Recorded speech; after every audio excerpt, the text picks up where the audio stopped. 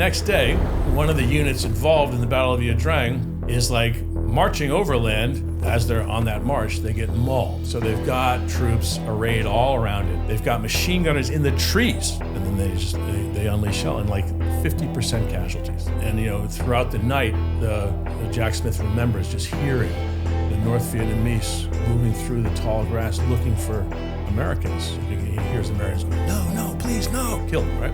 And yet, when they talked about Ia Drang back in the States, they didn't talk about LBJ. They talked about Ia Drang. They didn't talk about the essential denouement, which is like what really kind of set the tone for the fighting in Vietnam. That's how the enemy was going to fight.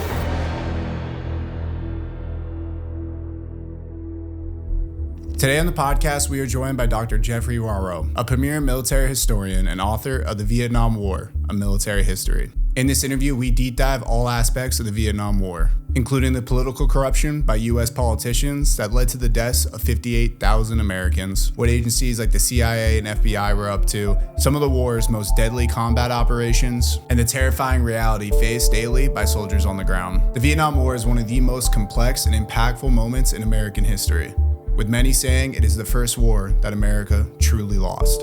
And I will say, if you guys are interested in the topics that we talk about today, I implore you to get Dr. Wawro's book in the link below. And with that, if you guys do enjoy this episode, do me a huge favor and subscribe. Or if you're listening on Apple Podcasts or Spotify, leave us a 5-star review. This is the Morin Show, The Vietnam War Explained. So you started off the book, I think, with a really good, straightforward sentence. Vietnam was a war of choice. Can you explain that? Well, because we weren't, vitally threatened by this communist movement in Vietnam. We'd seen the French struggle against it. We saw basically how difficult it was, and we looked at the space, Southeast Asia, and there was some feeling that there's a domino theory in play, and if you knock over one domino, all these Southeast Asian countries will go. But that was a sort of an untested assumption, and more to the point, I think most decision makers realized that this was not an area of vital national importance. Mm-hmm. So it was much more about, standing up to international communism and, drawing a red line. And there was a sense that America had so much power that just, small pieces of American power would suffice to stop this communist threat. Mm-hmm. So we chose to go in there to demonstrate our mettle and to demonstrate our toughness and willingness. And there was a big domestic political component in that both parties, Republicans and Democrats, with the United States just coming out of the this second Red Scare, the McCarthy hearings, and all these people being fingered in the State Department or the Defense Department for being soft on communism. There's this feeling that everybody had to posture and appear really tough. So there was no chance that any guy running for president like JFK or Lyndon Johnson or Richard Nixon was going to say, you know what, let's just pass on this. So they're like, we have to exhibit toughness. And so, but this again is a choice. You could also have done a net assessment, what's this war going to cost? And not just in manpower, but in dollars and diversion of assets to Southeast Asia from other more important theaters. And do we want to go down this road, or do we want to be sensible? And nobody wanted to kind of tell the American people the truth, because the American people were all frightened by communism too. Mm-hmm. So this all just kind of was a natural fit politically at home.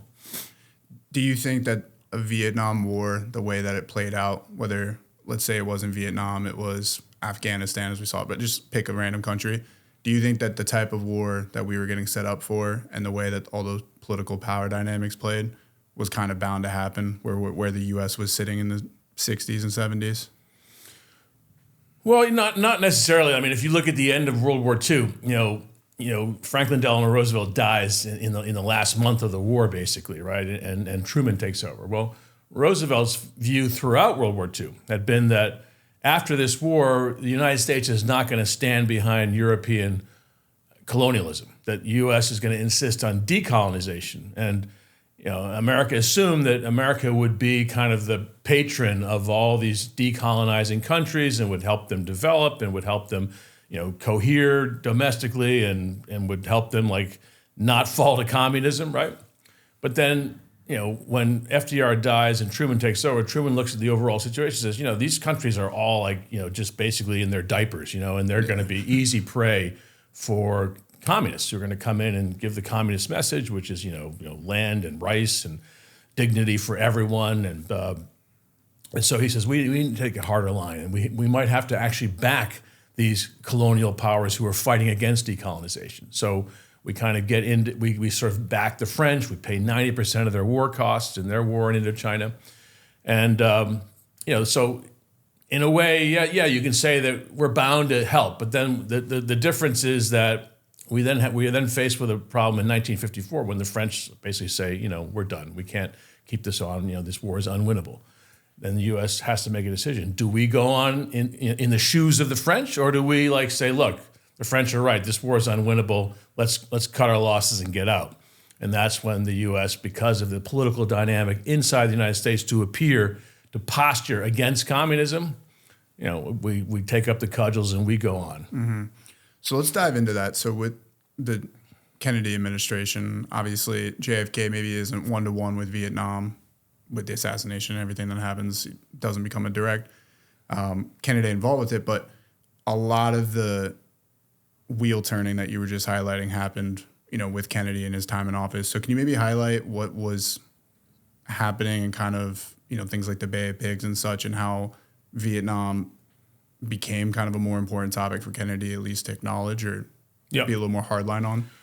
Well, Kennedy is young, and he has this reputation as being kind of glamorous and yet callow, and so he's easy prey for Republicans who say, look at this pretty boy, he's not tough on national security, he's all image and no substance. And certainly, his baptism of fire in the White House in 1961 is the Bay of Pigs. Mm-hmm. He inherits this operation that had been planned by the Eisenhower administration and lets it go forward. It's a huge failure, and it kind of redounds to his it hurts his reputation, and that's followed by the Berlin crisis. When Kennedy stands by while the Soviets build the Berlin Wall. Right now, in a way, that was good because it avoided nuclear war between the superpowers, but it also looked bad in that they were able to convert East Berlin into a prison, basically, and the Americans stood by.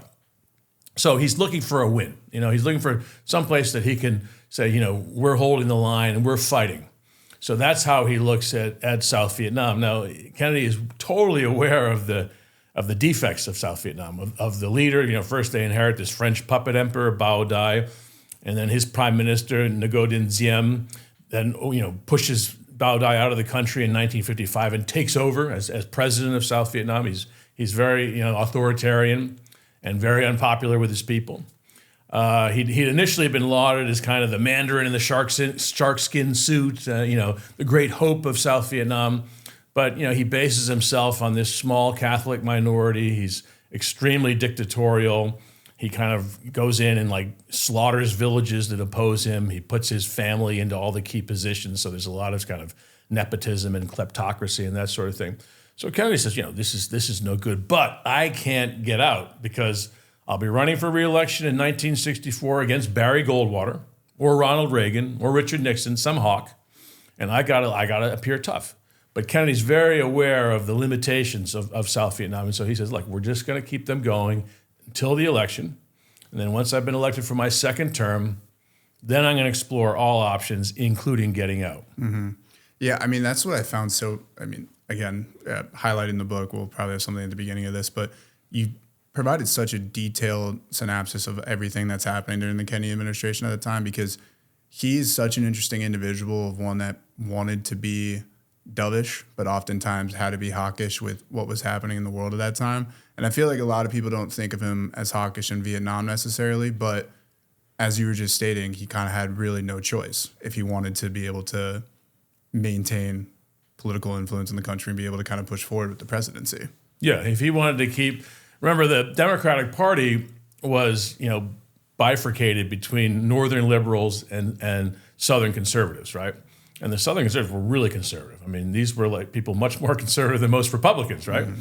So he had, all Democratic candidates had to juggle these two factions. So he has to really appear tough to keep the Southern Democrats, who control all the key committees because they have the longest tenure, on side.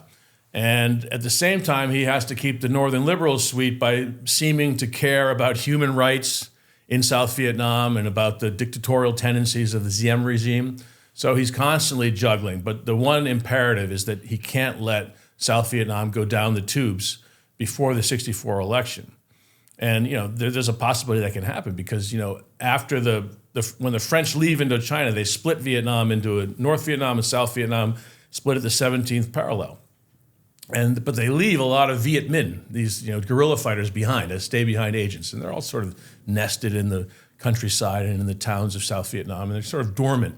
But the minute things, the minute the Americans look like they're going to stay and try to divide Vietnam, they become active, and then the North Vietnamese start sending infiltrators down, and the numbers start to grow, and they start to recruit more. They start to become more active. So it's like trying to keep a lid on things is going to be really tough for the Kennedy administration or its successors. And this is kind of the first rise where we start seeing some of the issues in terms of reporting what's actually happening on the ground, right? Like Kennedy was, whether he was cognizant that the information was faulty, and it seemed like often he kind of was, and a lot of times they wanted to look at South Vietnam with a bit of rose-tinted glasses, correct? In what was happening or in terms of reports that were surfacing from there? Yeah, I mean, the really interesting thing is, and we kind of know this now looking at the government today, right? And it was kind of the same then, is that, there's wheels within wheels within wheels. The government does not have kind of a united front. There's so many factions that are kind of jostling for influence. And so Kennedy's and Lyndon Johnson the same, and Richard Nixon the same. They all were intensely suspicious of the uniformed military. Because the uniformed military, everything looks like a nail to the hammer, right? So if there's a problem and you want us to get involved, then give us more troops, more aircraft, more money, more targets, more everything, right? Kennedy says, look, they have all the machismo arguments. They always just come up and they say, we're here, we're proud Americans, we're going to fight, and the president won't give me the funds. So he has to kind of act tough so that they won't start leaking behind his back. And again, Johnson's the same way, Nixon's the same way. They're constantly kind of looking over their shoulder. What's the military saying? What's the military leaking? So and there's a great scene when Kennedy appoints Paul Harkins to be, the MACV commander in South Vietnam. And he interviews Harkins down at his, Palm Beach residence before Harkins is going to depart for Saigon. And after the meeting, he says to one of his aides, and this is the best they can do? So he knew Harkins was not the right guy for the job. But in a way, as I write about in the book, it all suited Kennedy because Kennedy wanted to, he realized that the military was going to sugarcoat everything and say, we're doing the job, we're winning. And it was better for Kennedy to have that perception in the American press and the American public that things were going well than to have the military being candid and saying, no, things are going to hell, because then they would ask for more money and more troops and more influence. So he kind of went along with the charade because it suited his own priorities. Mm-hmm. Do you think this is the first time the idea of the military-industrial complex, this is kind of since World War II has really become, part of the political acronym or conversation in terms of decisions and why leaders do certain things? Would you say Kennedy was one of the first presidents that really started to have to deal with that too? Because it's funny, you highlighted that from Kennedy to Nixon, they all were very suspicious, or the way that they operated in office, having their own smaller groups that they knew were bullshitting the whole time, but they were like, nope, I'm still going to believe that information. Do you think that he was one of the first that really had to start tiptoeing with that, with having, all the complexities that the military has and the money that flows in there, in terms of... I'd say so because, think about when we got into World War I or the interwar period between World War I and World War II. There were majorities in Congress that were against defense spending, right? Against a big standing army, against a big general staff, against a big Navy. And because they were the American civilian body politic was very suspicious of the uniformed military. They saw that as a European problem where the military gains too much power and then intervenes in politics. So they wanted to always keep it small, not only to reduce its influence, but because there was a lot of spending. And they're like, why are we spending on this? The United States is essentially an island nation. We're protected, in the east by the Atlantic and in the west by the Pacific. We've got a weak power on our northern border, a weak power on why do we need a big standing army, right? But all this changes after after World War II, when the United States kind of holds the line against the spread of communism, right? So suddenly the military becomes a fixture. Big budgets, $50 billion budget in 1960, which is enormous for the time. And it's it has on a permanent war footing, right? Able to deploy to NATO or able to deploy to Korea or wherever it's needed, right? So suddenly it's no longer, you can't sort of put them in a box like Woodrow Wilson did or Franklin Delano Roosevelt could. Now they're powerful, and you can't basically ignore them. And there's been sort of bureaucratic adjustments, like the Joint Chiefs of Staff created, and they have advisory role, not executive role, right? But they're still, these are formidable figures, and they've got contacts all over the Hill, all throughout the media. If they don't like something, they'll just leak to a right-wing columnist or a Republican or a Southern Democrat senator, and it'll come up in hearings, and the White House will look really bad. So all these presidents have to tiptoe around all these military questions in a way they didn't have to before. Mm-hmm. And do you think that created a level of distrust, or even do you think that made it extremely difficult for Kennedy even to make proper judgments on any of these situations? Well, I think Kennedy's is striking in the sense that he has a real penetrating insight into what's going on. Mm-hmm. It's partly his nature. He had almost a scholarly nature. He's a big reader. He'd written a book, about the origins of World War II. He was a real student of history, a real student of people. So he could tell exactly what was going on, and he was charting a course that worked for him politically.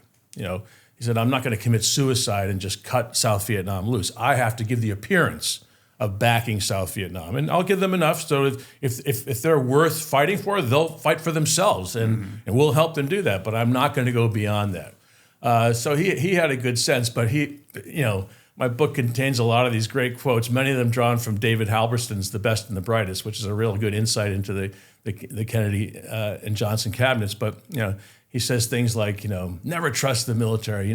They don't know. These people are very low intelligence, that kind of thing. He thinks they come in with these basic judgments on things that don't take account of all of the complexities of the case that he as president has to deal with. So he tries to keep them on a short leash. He tries to appease them. One reason he chooses Bob McNamara as Secretary of Defense is he can rely on McNamara to control the generals. And McNamara does that brilliantly. And the generals are always chafing and wanting to do more and wanting, more troops and more bombs and more of this. And McNamara's always, saying, well, okay, not right now, but later. We have to go slowly, And remember, Kennedy has, he's teeing up tax cuts. He's dealing with unemployment. He's dealing with inflation. He wants to do a nuclear test ban treaty. He has all these things he wants to do, and he can't afford to have a big war in Vietnam, which will just, make the tax cut impossible. It will increase the inflation. It'll make it impossible to do the nuclear test ban treaty because nobody will trust the communists, right? So he's trying to soft pedal this thing. Mm-hmm. And he also, with the Cuban Missile Crisis too, I feel that's a huge thing where, and it seemed like there was a statement a lot of that time where he just couldn't appear weak, because if there was even an opportunity for them to jump in on that, they would have taken every opportunity to be able to kick him down there. Well, and of course, he has his battles with Curtis LeMay during the Cuban Missile Crisis, where LeMay treats the president almost contemptuously, right? And what's interesting in my Vietnam book is that LeMay continues this treatment after the Cuban Missile Crisis with regard to Vietnam. Mm-hmm. So they'll have war games, the Sigma Games in 1964, and they'll have meetings with the president. And LeMay is the chairman of Air Force Staff, right? So he'll meet with the president, with the Joint Chiefs, and he's like, "Come on, we got to do more. We got to do more. We got to do more." Just like he wanted to, bomb Cuba, he wants to bomb North Vietnam into the Stone Age, right? Mm-hmm. So first Kennedy and then Johnson are constantly having to appease someone like LeMay and kind of give him half a loaf, to keep him on board. And ideally, they'd both like to just get rid of him, which they can with their presidential authority. They can. They're the commander-in-chief. But neither one will, because LeMay is too powerful. He's too connected. If he starts leaking, then they look really bad, and they could suffer some real political hits. Mm-hmm. That military-industrial complex you're kind of highlighting. You just mentioned this, Sigma 1 and 2. I thought that was pretty profound to hear about that they ran war games and both essentially predicted exactly what ended up happening, and showcasing that from even the beginning of the war, kind of knew that it was fruitless. Yeah, these the Sigma 1 and Sigma 2 in 1964. These were, Sigma 1 proved that the U.S., they basically had a red team and a blue team, and blue team U.S., red team the North Vietnamese / Viet Cong, and the U.S. lost in Sigma 1, so they kind of loosened the rules of engagement because they hadn't wanted to, because the problem with Vietnam is if you went all the way and tried to just crush North Vietnam and kind of erase the problem at its source, you would invite an intervention in the war by China and or the Soviet Union, right? Just as it happened in Korea. So that's why the rules of engagement were always enforced, because you didn't want to go too hard, because then you'd have a much wider war in your hands, and this was seen as something that would spin out of control. So, but they said, okay, let's loosen the rules of engagement, allow like bombing of the Red River dikes and bombing into Hanoi and stuff like that, stuff they hadn't allowed. And even still, the United States still lost, right? So the interesting thing is that, and they escalated troop numbers, like they put in more ground troops. And what it showed was that there was no relaxation of the North Vietnamese will to fight. And every time the U.S. increased, numbers of aircraft, number of troops, the North Vietnamese would respond by just infiltrating more, North Vietnamese regular army battalions down the Ho Chi Minh Trail into South Vietnam. So they would match every American increase. And, so both games in 1964, the fall of 64, demonstrated that the U.S. cannot win this war. And yet they were kind of put to the side. By now, of course, Johnson's president, Kennedy has been assassinated, and Johnson's taken over. And, they don't even tell Johnson, McNamara and LeMay and these guys, they don't even tell Johnson about the results of the game, because they know that Johnson wants to have some kind of a winning solution. And so they don't want to bring in this result and say, look, it doesn't seem that we can win. So they kind of say, okay, let's just put those to the side and tell them we can win. Mm-hmm. Highlighting there, you mentioned the Ho Chi Minh Trail. And I guess we should probably highlight some of the key players that are on the North Vietnamese side, Ho Chi Minh obviously being one of them. But who was kind of the leadership that was really, leading the way for the Viet Cong and NVC as the war kind of continued to progress? Well, yeah, that's a good point. I remember, growing up, and, we always assumed that Ho Chi Minh was kind of the leader in North Vietnam. And we now know, because we've had historians who've looked into, North Vietnamese archives are basically closed, right? But we've had some historians who've done some interesting things, like they've gone into archives that aren't closed. Like they won't open up their military or their national security or their foreign affairs archives, but they will open things like youth groups and interior ministry. And so historians have gone in and looked for, basically who was making decisions in the country through these other archives. Plus, I went and used the British archives, and the British had an embassy in Hanoi. Mm-hmm. So they were constantly kind of doing the Kremlinology around the North Vietnamese Politburo, trying to figure out who's on top and who's winning. Anyway, the point is that Ho Chi Minh had been sort of brushed aside by, the mid-late 60s. He's older, his health is declining. He's seen as being, too cautious, right?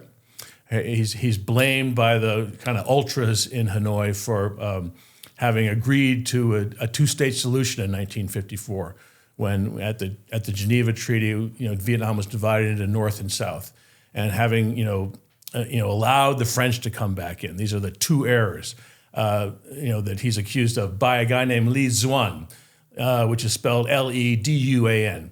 And Li Zuan is, at the beginning of the war, he's down in the south, kind of coordinating the southern insurgency.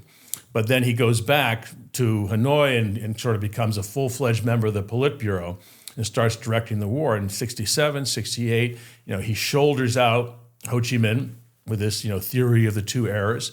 And he shoulders out Giap, General Giap, the guy who had, won the Battle of Dien Bien Phu, right, the great hero. And Li Zuan sees Ho Chi Minh and Giap as being, far too modest in their goals and far too cautious. Like because they're saying, look, as long as the United States is in this war, with all of their materiel, there's no way we can go toe-to-toe with this force and survive. The casualties will be too high. The body count will be too high. We need to kind of pursue the Maoist playbook and kind of fight a guerrilla war, stay in the sanctuaries, gradually acquire land, launch opportunistic attacks here and there, but no general offensives. And Li Zuan says, he looks at South Vietnam and he sees a rotten, corrupt country, and he looks at the political scene in the United States where there still is support for the Vietnam War, but every year it gets thinner and thinner and thinner.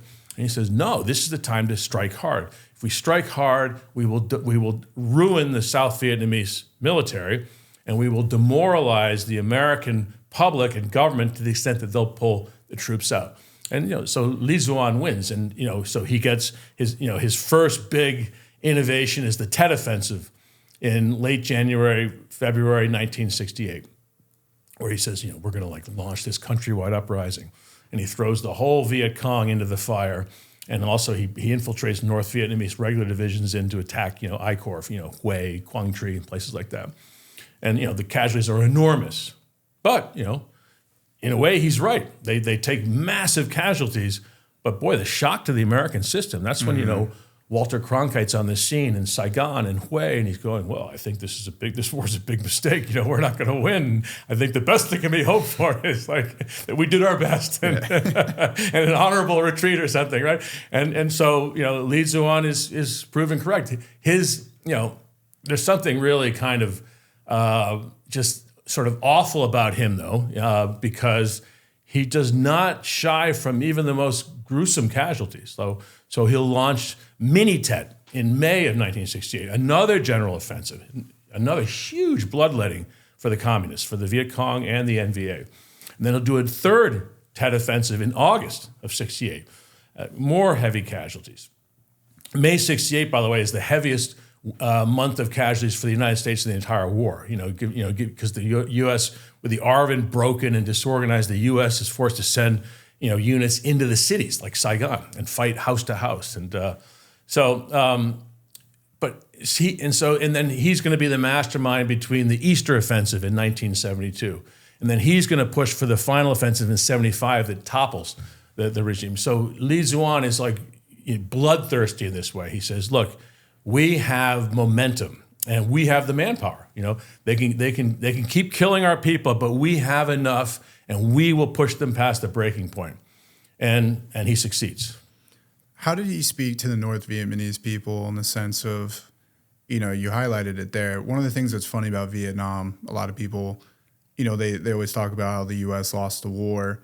And yet, if you look at it on just a spreadsheet that just showed numbers and somebody that had no context, they would say, well, clearly the U.S. won this war. How was he able to motivate a nation that was facing so many casualties, that was facing so many, MIA, so many injuries, so many different things, constant bombing, all these different attacks from both the U.S. and South Vietnam? How do you inspire them to continue that whole time and move forward?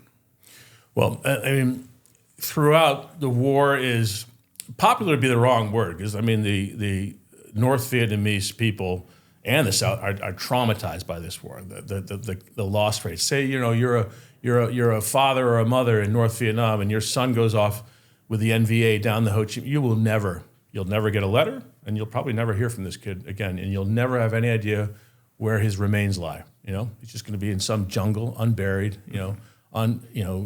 Unremembered, right? Other than by the family back. And this is the case everywhere. And but initially, the war is extremely popular because, it's about revolution. It's about revolution against the social order of the French colony, where you had big French or Vietnamese fat cat landowners with lots of little dirt poor Vietnamese tenant farmers working on their estates for no money, or in the rubber plantations, and so the Viet Minh come in and say land reform. We'll break up the estates, give everybody land and dignity, right? Everybody's going to have rice. Everybody's going to have land. And then the unification of Vietnam, this was hugely popular. That Ho Chi Minh had fought this war with his Viet Minh army against the French and beat them and created a Vietnamese state.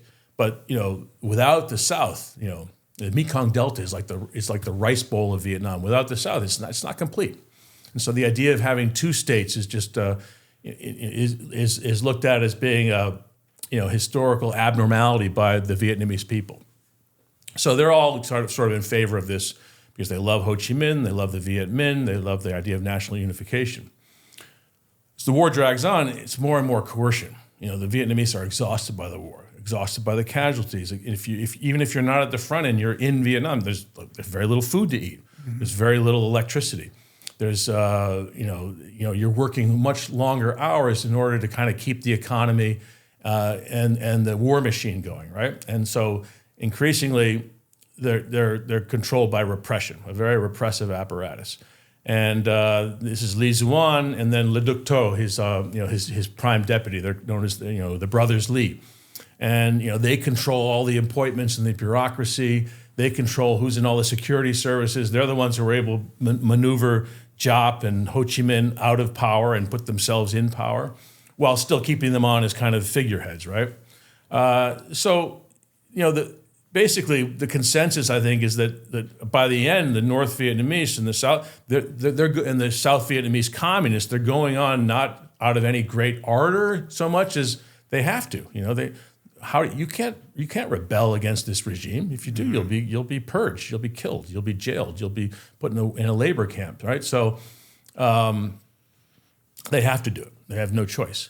But all of that said, whether it's coercion or enthusiasm, the fact is this regime goes on. This regime is fighting an unlimited war. They've got 2 million people of military age.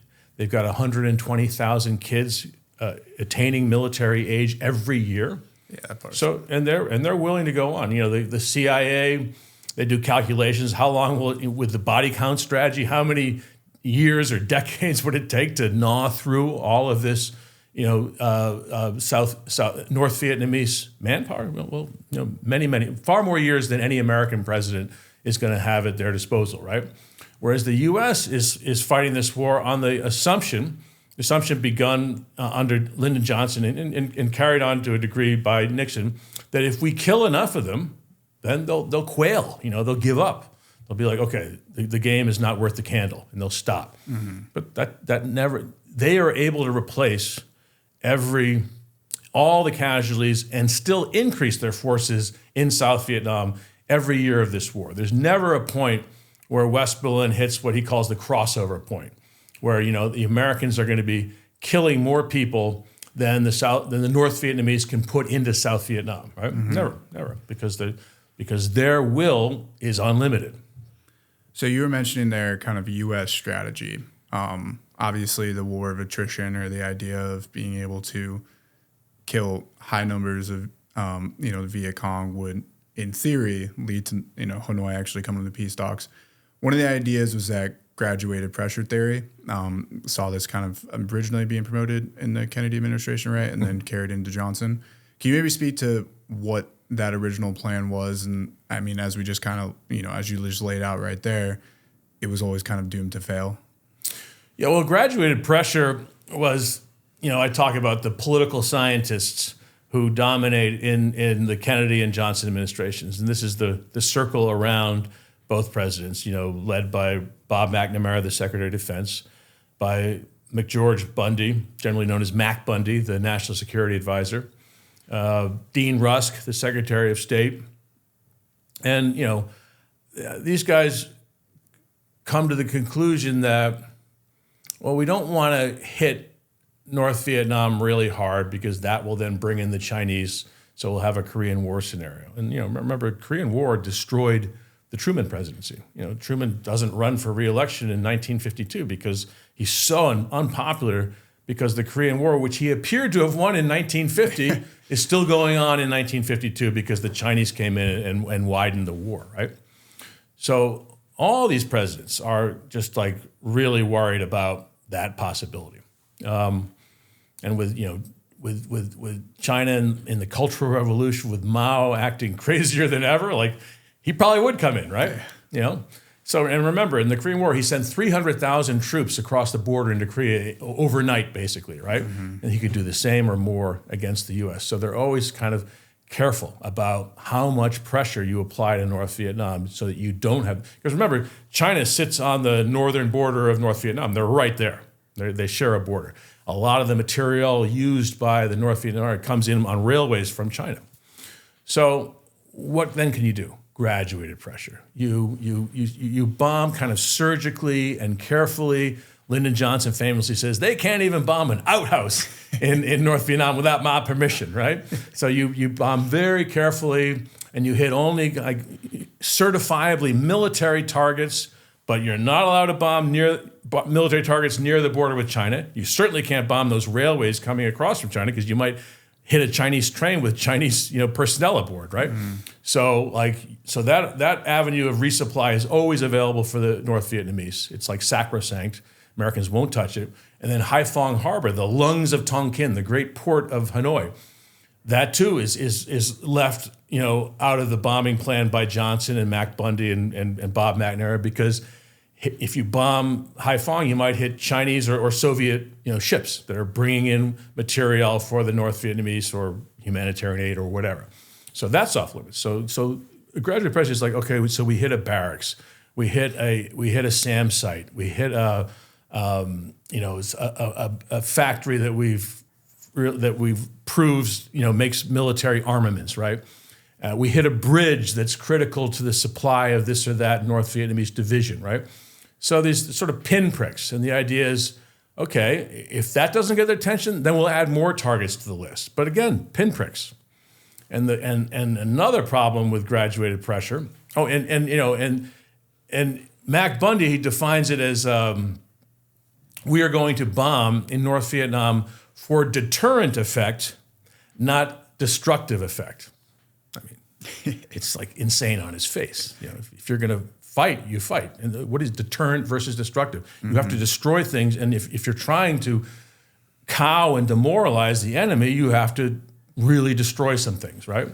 But they're terrified of widening the war. So, so there's no way to really engage. And then, in 1965, when they begin Rolling Thunder, there's like 700 flak guns defending the entire North Vietnamese airspace. By 1968, when they terminate Rolling Thunder, there's like 4,000 flak guns. There's like advanced fighter aircraft. There's like dozens of SAM sites. There's sophisticated radar nets that track all the American aircraft coming in from the carriers in the Tonkin Gulf or the ones coming in from Thailand. So the shootdowns, we lose 1,000 aircraft over North Vietnam, right? And hundreds of aircrew, right? So who are either killed or end up in North Vietnamese prisons and become these like notorious POWs, MIAs that we're constantly trying to get out, right? Putting more pressure on the presidents and causing more consternation in the American public. So, graduated pressure is a huge failure because, and I think you can say, oh, in retrospect, in hindsight, everything is clear, but they couldn't. Well, they what they should have known is that they're fighting this really hardy enemy that's fought the French. First they fought the Vichy French and the Japanese, and then they fought the French that came back after World War II, and they never let up, even though the French were like using more air power, more firepower, and they figured out ways to fight them, and they kept going and kept adding to their army. Well, they'll probably do the same to us, right? And so graduated pressure is just not going to have any deterrent effect on as confident and resolved and determined an adversary as this one. You mentioned Rolling Thunder there as well, and this is obviously kind of like what it evolved into. Can you speak to what Rolling Thunder was and how deadly and impactful it was on Vietnam as a whole, even to today? Oh, well, I mean, Rolling Thunder, in its totality, it proved to be just a massive fail. Something like, several $1 billion in bombs and aircraft lost, to destroy about $300 million worth of targets, right? So you're spending several $1 billion, $4 or $5 billion, in aircraft and bombs to destroy $300 million of targets. So there's that. And then there's just the fact that it did not have any deterrent effect. The whole premise was that it's rolling thunder and we'll just kind of roll up the pressure as needed. And they did. They added more targets and they got a little more daring in what they hit. But it was never enough, It's Nixon in 1972 comes in with linebacker 1 and linebacker 2, where he unleashes the B-52s on North Vietnam. See, LBJ didn't hardly use the B-52s in North Vietnam. Maybe a lot around the DMZ or something, but certainly not up around Hanoi and Haiphong. Nixon goes in and just, and this certainly gets their attention, right? That's 1972. The war's been going on now. We've been in it for 7 years. It's too little, too late, right? So this and Nixon did it as part of his madman theory, that he would he's not afraid of a Chinese or a Soviet intervention. Now remember, he did it after he'd already made visits to Beijing and Moscow and had all this summit diplomacy where he kind of got Brezhnev and Mao to agree to not support the North Vietnamese so ardently. So he kind of hedged his bets, right? But still, too little, too late. Yeah, he's definitely a crazy guy, but was a hell of a politician. A lot of stuff that he moved. And I was also speaking to, correct me if I'm wrong, but Vietnam was the most bombs ever dropped on in terms of any war, any single country, correct? Yes. Yeah. So 20 million tons of bombs dropped in all theaters in World War II. 22 million tons of bombs dropped on Vietnam. That is unbelievable. Yeah. Well, bringing it back to. And by the way, and the vast majority of those bombs on South Vietnam, on Allied South Vietnam. Yeah. All these Arc-Light B-52 raids, they were except for the ones Nixon did at the end, they're all in South Vietnam. So the devastation there was just incredible. If there was these hearings in I think 1971 in the Senate, and William Proxmire, senator from Wisconsin, says if we put all of the people in North and South Vietnam on one side of the scale, and all the bombs dropped on Vietnam, and the bombs weigh more than all the people of North and South Vietnam. So bringing it back to, stateside, before getting into LBJ, if JFK isn't killed in 64, if he's not assassinated. 63. What do you think he ends up doing with Vietnam? Well, we know that he told one of his aides that, look, I want you to get, and remember, he's killed in November 63. And at the time, he's dealing with, this crisis in South Vietnam where, the President Diem has just been removed in a coup by the military, a coup that Kennedy greenlit. He was really torn. He was very ambivalent about it, as was his cabinet. But ultimately, he kind of greenlights the thing because they feel like that Diem is just hopeless, right? But he also realizes that the military junta that takes over is not so good either, right?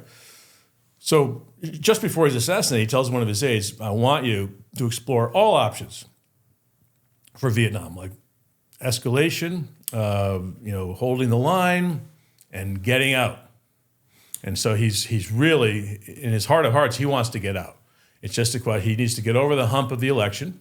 He figures I'll be running against Barry Goldwater, who's going to be talking about bombing North Vietnam into the Stone Age. So I've got to appear tough, and I got to thread that needle.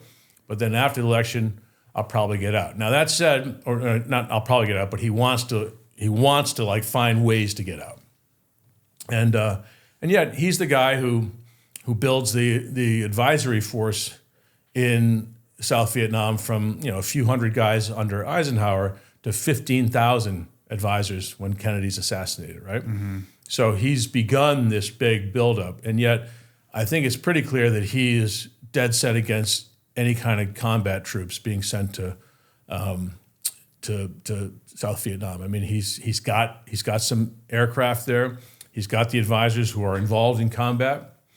The pilots are flying a lot of the missions. They talk about they have to have a South Vietnamese, co-pilot or navigator in the cockpit, and they refer to that guy as the sandbag because that's like how little they do. The Americans are flying all these missions, right? But that's about as far as he wants to go because he wants this regime in South Vietnam to sink or swim. If freedom, independence, sovereignty is important, they need to fight for it, not Americans. So just excellent. So LBJ obviously inherits this situation after the assassination. Can you maybe speak to who LBJ was, and then also from there we'll kind of carry into how he started to look at the Vietnam War? Well, he's a sort of a giant of American politics at the time. Before being selected by Kennedy as vice president. He'd been, the master of the Senate Majority Leader, and he was incredibly well connected politically, incredibly well connected on the Hill, incredibly effective legislator because, he had all this like Southern conservative cred, and yet he had a very liberal mind. Like he believed in civil rights. He believed America had to begin changing. It had to move away from Jim Crow and desegregation. And then he was the sort of beating heart of the Great Society and the war on poverty, and cleaning up the American cities, urban decay, right? So he had this social conscience, which was allied with excellent political skills, and he saw himself as the inevitable president, right? And he was horrified when Kennedy gets the nod in 1960. Johnson wanted that, right? And was had a lot of resentment of Kennedy, not just that Kennedy, he felt Kennedy was kind of this upstart, whereas Johnson had really earned it. But that, he could feel the contempt that the Kennedy people, sort of Bostonians, Cape Cod people had for this rough-hewn guy from Johnson City, Texas, right? They behind his back, they called him Uncle Rufus, stuff like that. And they sneered about him all the time, and he knew that. And they cut him out of a lot of important meetings, right? And for example, he wasn't all that plugged into what Kennedy thought about Vietnam, because Kennedy would meet with guys like Bob McNamara and Mac Bundy and Dean Rusk, and Lyndon wouldn't necessarily be present. So there was that. But when Johnson assumes the office in November of '63, he sees keeping Kennedy's team together as being vital to achieving the agenda that Kennedy had teed up, and then going forward and having the broader agenda that he has in mind. And so he keeps everybody on. So he gets the same military advice from Bob McNamara, Mac Bundy, Dean Rusk. And it's to keep going. It's to keep going graduated pressure, maybe escalate some graduated pressure. And then along comes William Westerlin, who replaces Paul Harkins and goes out to Vietnam in 1964, to be Harkin's deputy and then take over at MACV. And he's another sort of advocate of escalating the war. Now, Kennedy was extremely suspicious of all such people because he saw these wars as being potentially quagmires, right? And whereas Johnson looks at it in very much the way like Ronald Reagan, for example, who was governor of California and a coming conservative politician on the right said, I don't see how it is that a country our size can fight a war with a country the size of North Vietnam and take years and years to win it. We ought to just go in and get it over with. That was Reagan's view of the war when he's girding for his own run against whoever's going to be running in 1964 and then 1968. And Johnson has a similar view. He's like, Johnson says, I don't see how a country as rich as the United States, which generating 40% of global GDP when Johnson takes office versus about 15, 20% today.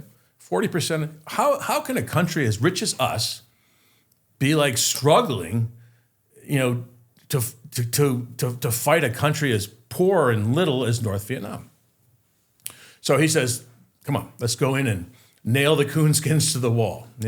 Let's just fight them hard and get it done. So he says, okay, let's put in aircraft. He sends aircraft to wage this Operation Rolling Thunder. And then, the Viet Minh, who have been renamed by Diem before his assassination, the Viet Cong, it's the same force. It's the same popular force of nationalist revolutionaries that Diem renames Viet Cong, which is like Vietnamese commie. The Viet Cong are now mortaring and launching rocket attacks on all these American air bases, right? So then Johnson says, okay, we need 75,000 troops to protect all these air bases. So then you have all the troops. And then when the troops are in place, then West Berlin says, well, we have all these troops, but why don't we start launching combat operations? And we'll show the North Vietnamese what a real army is, and we'll show them like how powerful our mobility is, our firepower is. It's not going to be like fighting the ARVN, the Army of the Republic of Vietnam, the South Vietnamese Army. Fighting the U.S. Army, fighting the U.S. Marine Corps is going to be a lot more difficult. So then they start going out on patrol. They start launching the first operations, culminating in the Battle of Ia Drang in November of 1965, where they bring the full arsenal to bear. But even then, it's early days, first operations of the war, you see the North Vietnamese adapting, saying, wait, okay, this is how the Americans fight. Let's limit their access to LZs, landing zones. So any clearing on a hillside or a forest or a plain that would be usable by helicopters, we're going to stake that one out, and we're going to have ambush units around it. So if they try to land there, we're going to booby trap the landing zone, and we're going to have guys with 50 caliber machine guns and anti-aircraft guns around it to shoot them down. And then if they come in and they kind of pulverize around the edges of the LZ to secure it with artillery or air or helicopter gunships, okay, then we'll just pull back. And the minute the helicopters come, we'll come racing forward and hit. And then once we're in action against the Americans like it when their units on the ground keep the North Vietnamese or Viet Cong units at arm's length so they can be hit with shell fire or airstrikes. So they have this tactic of running up and grabbing the American unit by the belt, getting in really close. So they can't use artillery, they can't use airstrikes. The American units, which are known as tethered goats, they're not really there to fight with their weapons. They're there to draw in the North Vietnamese and Viet Cong, who can then be destroyed with artillery fire or tactical airstrikes, right? Then they have to fight with their weapons, and they're good at it. The Americans are good at it, but they're going to get casualties that way. And the whole point of this is you've got to keep American casualties low so the American people can be told, we're winning with our superior technology, we're defending this brave little democracy in Southeast Asia. But the minute they start killing more Americans, then the clock is ticking on this American war effort. And that's something that's really sophisticated about the North Vietnamese approach to the war. They follow the Maoist playbook of, first they're in their remote sanctuaries, then they grab a little more territory, then they get into some of the towns and cities, and they kind of expand like an ink blot, their control. They take a few hamlets, then more hamlets, then the whole villages and that sort of thing. But and the Maoist idea is you do that until you're strong enough to fight on a conventional level against your adversary. Well, they do all that, but they accompany it with something that's not in the Maoist playbook. It's like this kind of information warfare. They're constantly active in European capitals, Asian capitals, and in the United States. This whole business of Joan Baez, Jane Fonda talking about the brave little North Vietnamese people being slaughtered by American air power, the college campuses being rocked with criticism of the American war effort, sympathy for the North Vietnamese. All this is basically fostered by the North Vietnamese government, which has agents all over the place feeding this kind of information into the media and into the youth groups all around the world, right? So this then creates all this pressure inside the United States where people say, why are we killing this poor little people that all they want to do is unify their country, Mm-hmm. We're in the role of the redcoats and they're in the role of George Washington. Mm-hmm. So you spoke to this a little bit, the idea of strategy once the war actually starts to kick off. And I think one of the references in the book was a really interesting way to highlight it, with Huey helicopters being king and artillery being queen. Can you maybe speak to those two positions and early on in the war, why it was a really idealized military strategy in terms of how it would actually win us the war? Yeah, I mean, so right away, Westmoreland's in 1965, he's thinking, okay, how am I going to wage this war? And he realizes that he's bound by political constraints. He can't go into North Vietnam. He can't invade North Vietnam.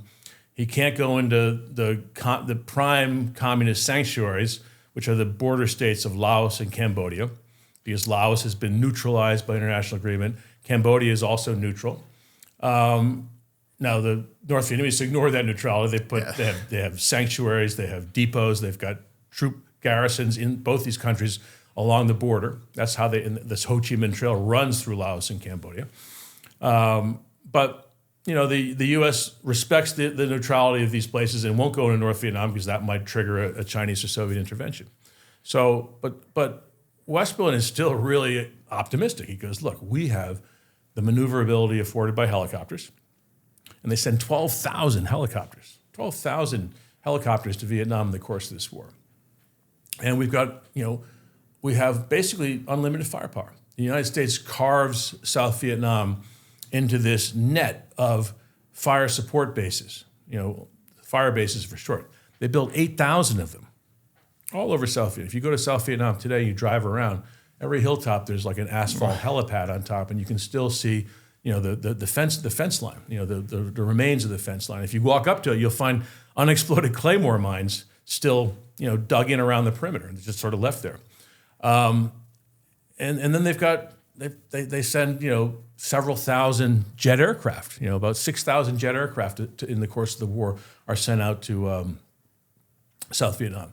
So that tactical air power, is always on call. Whenever there's an operation underway, these strike fighters are kind of orbiting over that battle zone, ready to kind of dart in and drop bombs on the enemy. So I mean, Westmoreland says, look, how can we lose? The French lost because they're kind of walking around, or maybe they're driving in trucks if they're lucky. The North Vietnamese, the Viet Minh heard them coming and either scattered or set up ambush positions. We're going to hit them like a bolt from the blue. We're going to descend helicopters, and we're going to put in a company with the first lift, and then we're going to bring in other companies to drop in on the flanks of the enemy. As the enemy tries to attack or retreat, we're going to hit them with accurate artillery fire from the fire bases, because you're never going to launch an op that's not within range of the surrounding fire bases. So they're going to have 105, 155 millimeter howitzer fire, just ready to go instantly.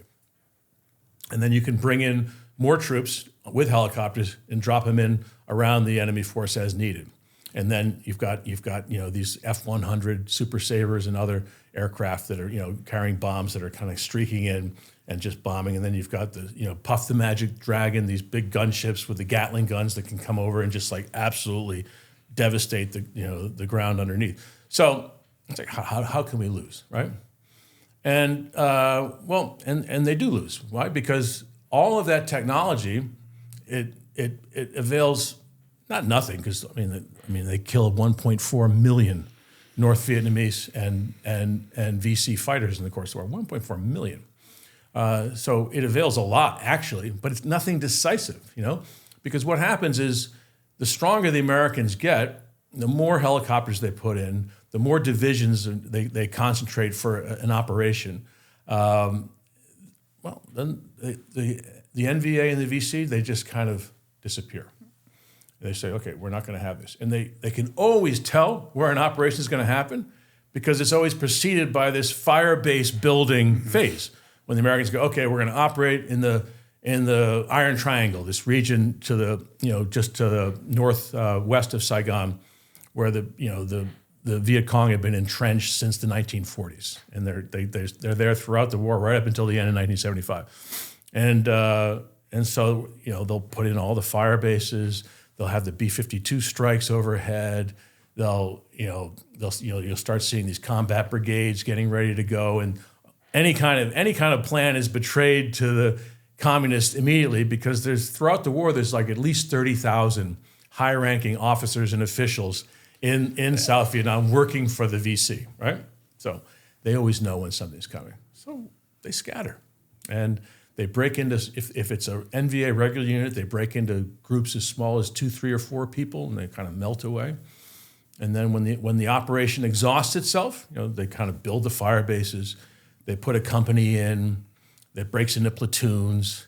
They go for the walks in the sun. They go, snooping and pooping, as they call it, and they go walking around looking for the enemy, and they never find the enemy. And the CIA does this study spanning a 12-month period, 1967, 68. Fewer than 1% of American and ARVN operations make contact with enemy, and there were 2 million of them. 2 million, squad, platoon, company, and larger-sized operations in that period, and fewer than 1% make contact with the enemy.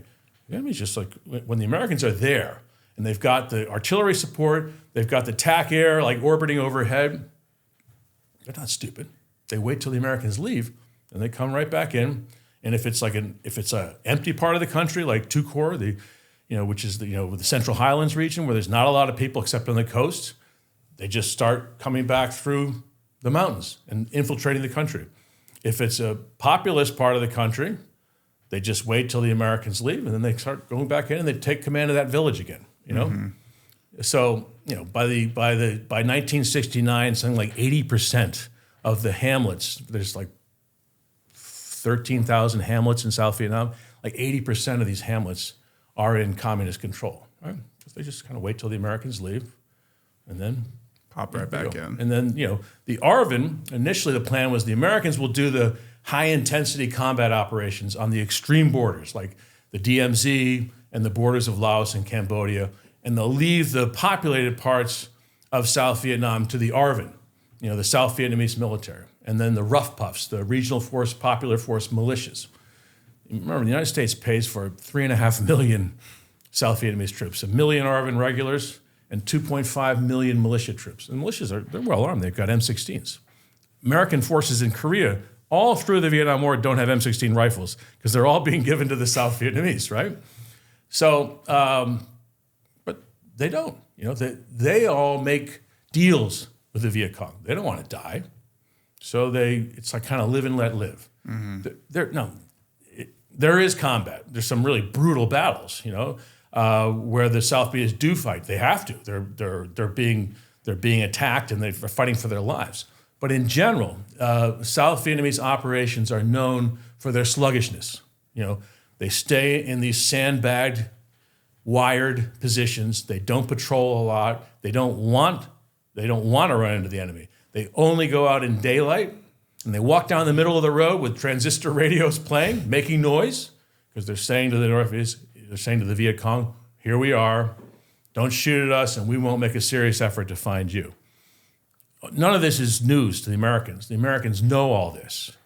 But until 1968, the American conceit is that, all right, they're not doing a very good job, but we'll win the war for them.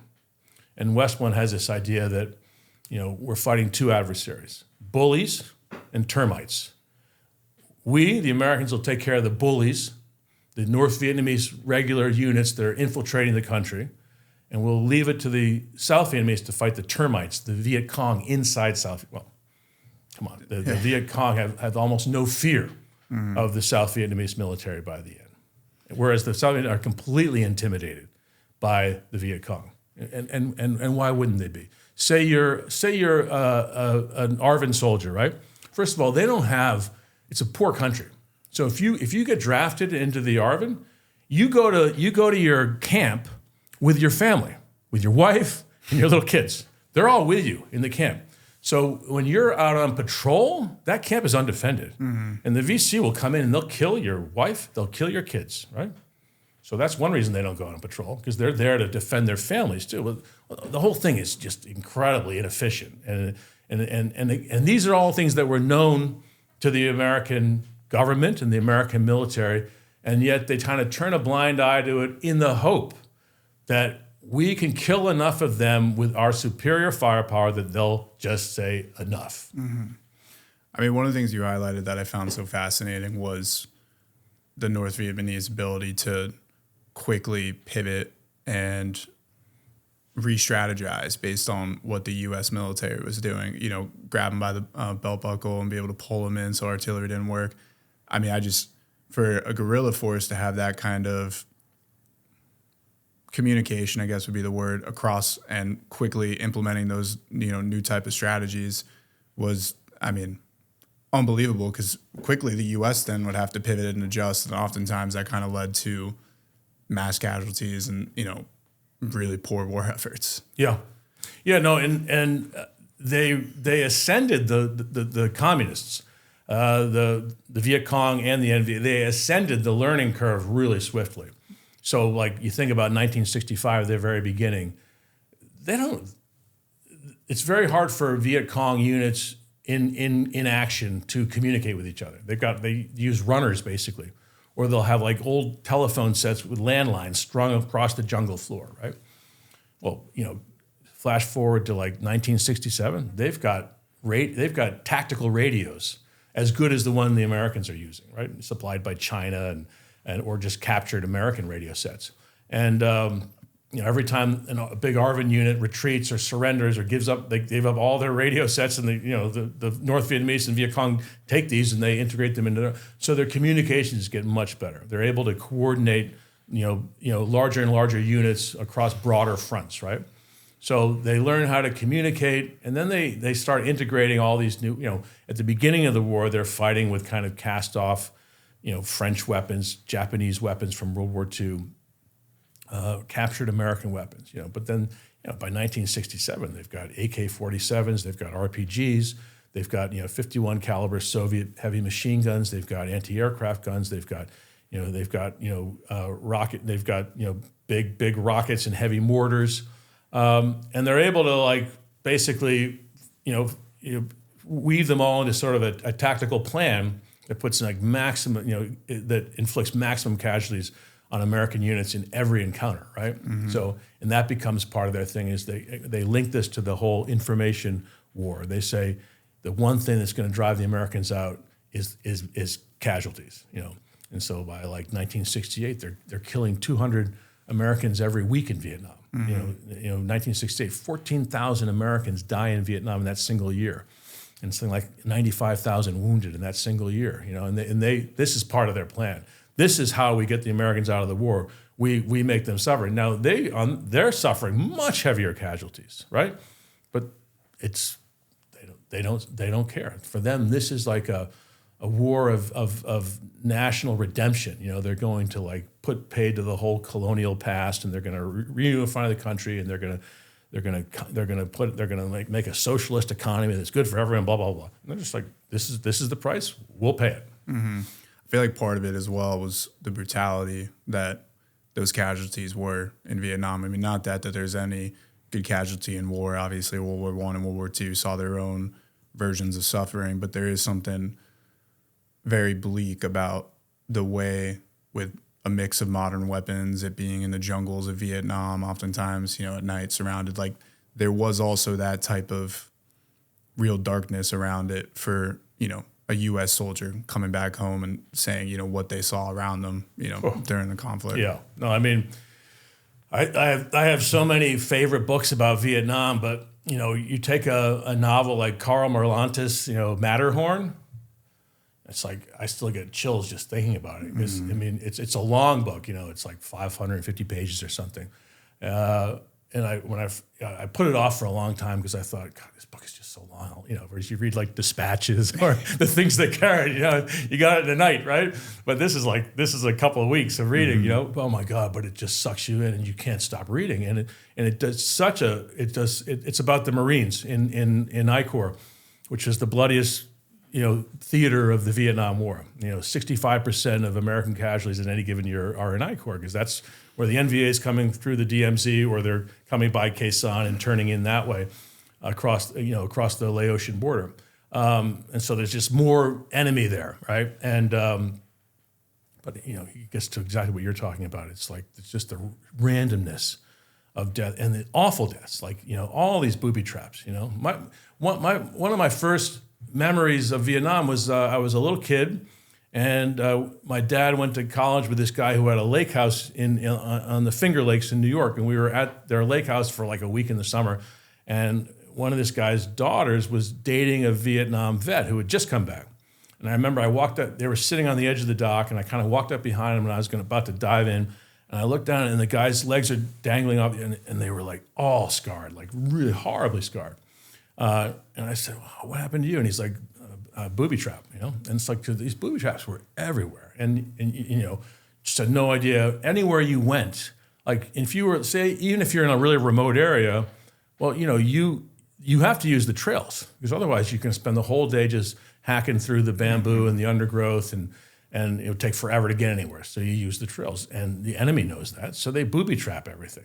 And so like somebody's going to get it, right? And then if you're in a populated area, they know where you're every hedgerow, every gap in a hedgerow, there's a little piece of fishing line, and you snag it on your helmet cover, your pants or something with fish hooks on it or something, and it snags on you, and you pull the detonator, boom. Bernard Fall, that very famous French academic who got his PhD in the U.S. and became one of the great historian of the French war in Indochina, and then becomes the great historian of the American war in Indochina. He was a real muddy boots analyst, and he's marching in near Hue with a Marine unit, 1967, steps on a mine, or the guy next to him steps on a mine, blows up. So it's just, and then when the firefights break out, if the NVA or the Viet Cong have judged, we're going to stand and fight here because the odds favor us, that's when they would fight. Mm-hmm. When they would say, wait a minute, that platoon is so far from that platoon, we can fight this platoon before they have time to scramble air power or before they have time to get good effective fire from their fire base, and that platoon is never going to get over here in time to help. So they'll fight a real battle against this platoon or this squad.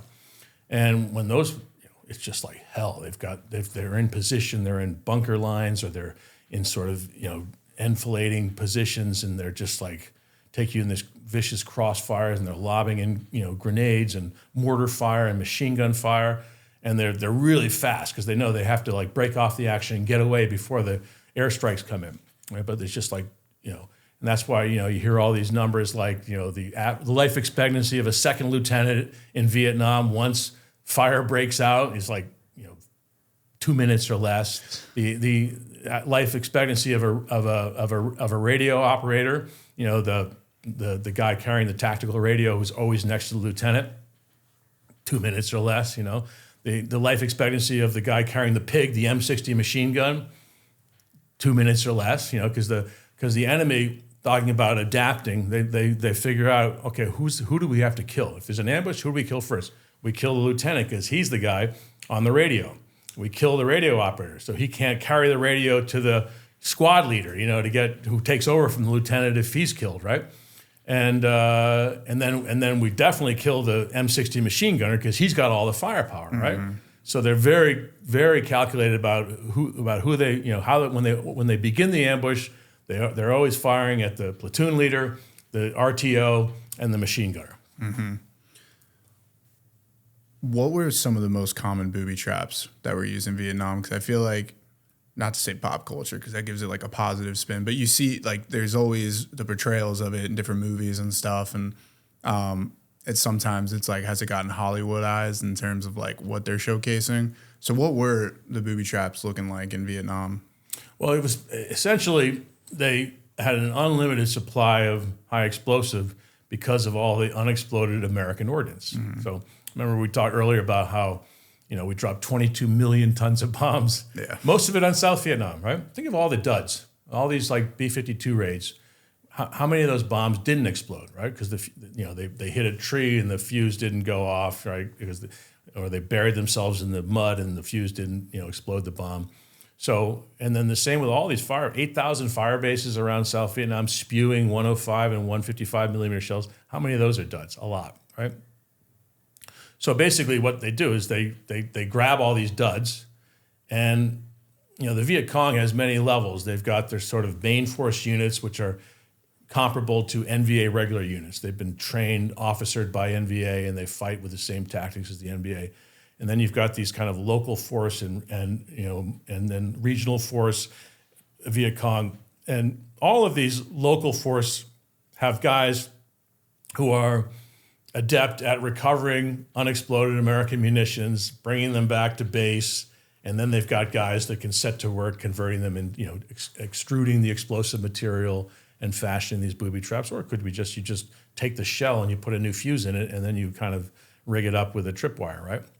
So there's that, most of it, but then they get bouncing Betty mines from the Soviet Union, right? These are anti-personnel mines that are like really feared by the U.S. troops because you step on it and it bounces up, then it explodes at kind of groin height. That's in every war throughout recorded time. That's the wound that everybody fears the most. Can't imagine why, right? And so it blows up at groin level, and it'll take off. Besides your groin, it'll take off your legs. Mm-hmm. It'll also take off your arms below the elbow, right? So you lose your arms below the elbow. You'll lose both legs. You'll probably lose your groin. You'll probably bleed out, but because of the immediate medevac, the much higher percentage of soldiers survive in this war than in past wars, right? So this guy will get medevac and could very well survive, but he's going to be a quadruple amputee, right? Yeah. And miserable. Think about that scene in Forrest Gump when Lieutenant Dan's like, Gump, why didn't you leave me? Mm-hmm.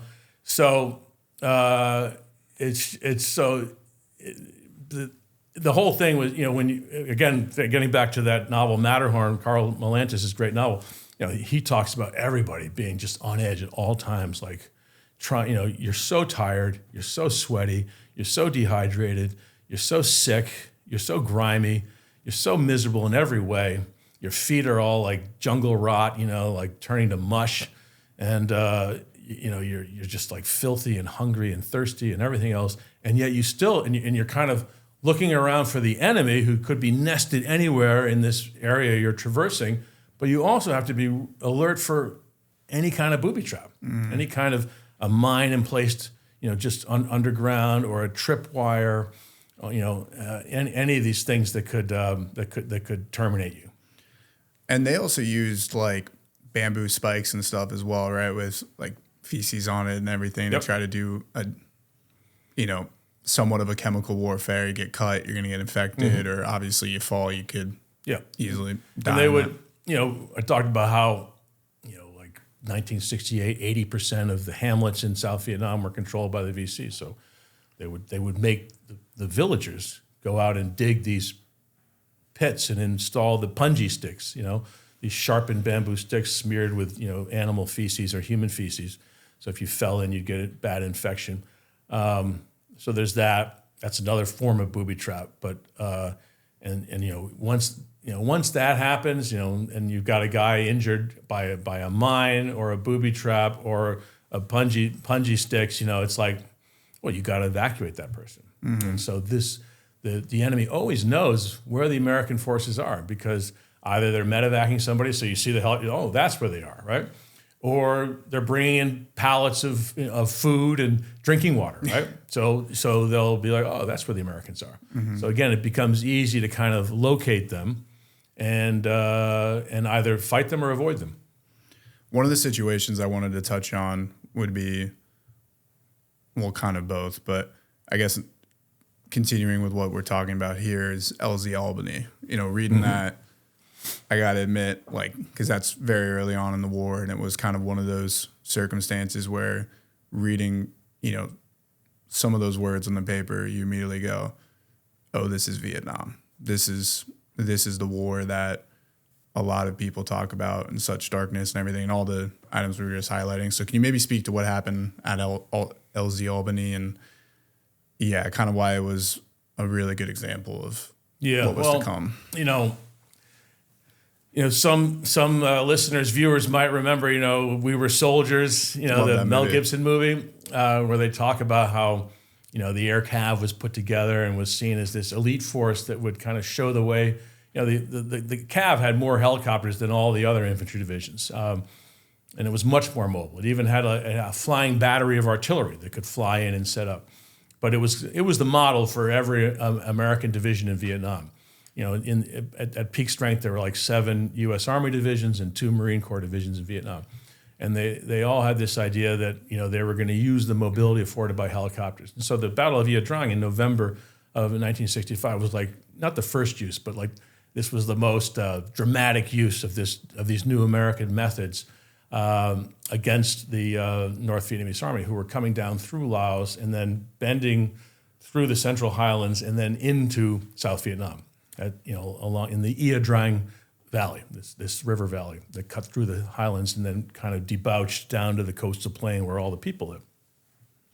So Westmoreland says, okay, we're going to use these air mobile tactics and we're going to fight this big battle, and they do, and it's a near run thing.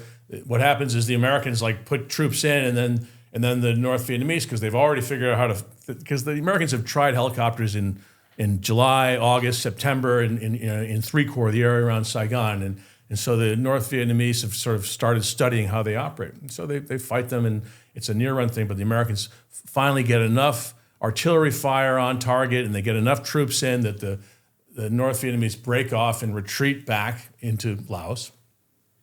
So it's called a victory. The next day, one of the units involved in the Battle of Ia Drang is marching overland to the nearest LZ that appears safe to go back, and it's called LZ Albany. But they have to march cross country to get to LZ Albany. And as they're on that march, they get mauled by waiting North Vietnamese troops who see them setting off and figure out where they're going. Because again, there's not a suitable LZ everywhere in these forested regions, right?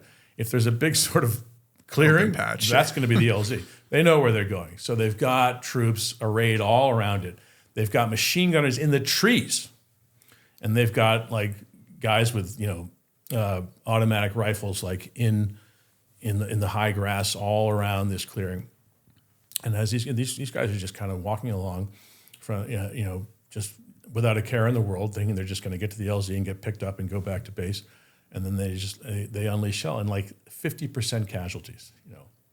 Half the unit is killed or wounded. And as one of the guys I quote from the memoir of this one guy, Private Jack Smith, who's in the battle, and he says, and those guys that are wounded, none of them, they were all sent back to the States as invalids. They were so badly wounded. And throughout the night, these guys are, Jack Smith remembers just hearing the North Vietnamese moving through the tall grass looking for Americans, because they know that they've got to be gone by daylight, because then the Americans can bring in more helicopters and more tactical air support. And so they're going in there, he hears the Americans going, no, please, no. And he gets killed, right? So it's just horrible. And what I say in the book is, okay, everybody focuses on the Battle of Ia Drang and says, oh, you see, now I understand the optimism of Westmoreland, because they had a tough battle, but they won, and the kill ratio was in America's favor.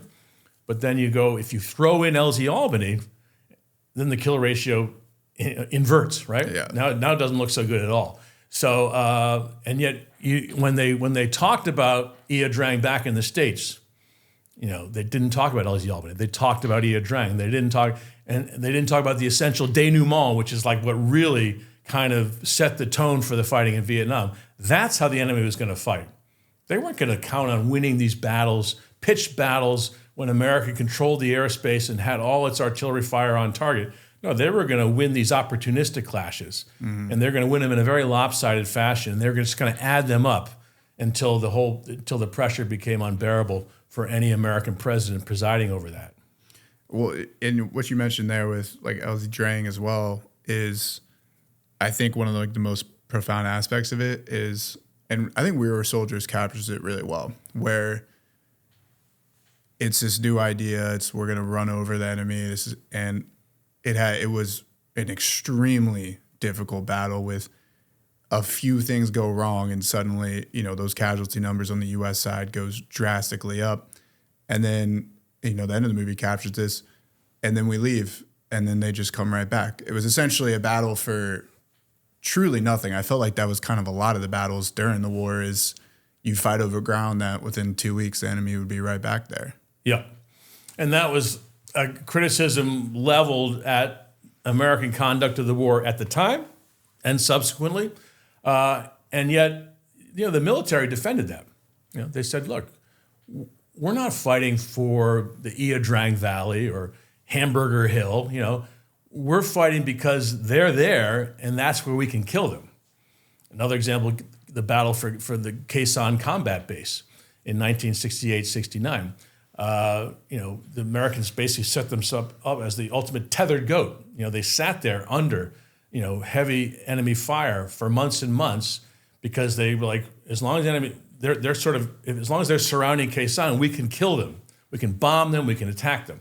So the body count strategy said that we don't fight for terrain. Mm-hmm. Terrain is meaningless. What we're fighting for is to kill the enemy. Wherever the enemy appears, we kill him. If he withdraws, well, then we go to wherever he goes, or we go somewhere else and start something new. Our whole idea is to kill the enemy, right? The problem is, had that worked, it had to work pretty quickly, right? The more that drags on, it just becomes an impossible sell at home in the United States. So, for example, like Battle of Hamburger Hill in May 1969. This is Richard Nixon's last attempt to fight a big offensive operation. After this, the outcry at home is so great that he tells the guy who's replaced Westmoreland, Creighton Abrams, he says, no more big, operations. They become politically toxic at home.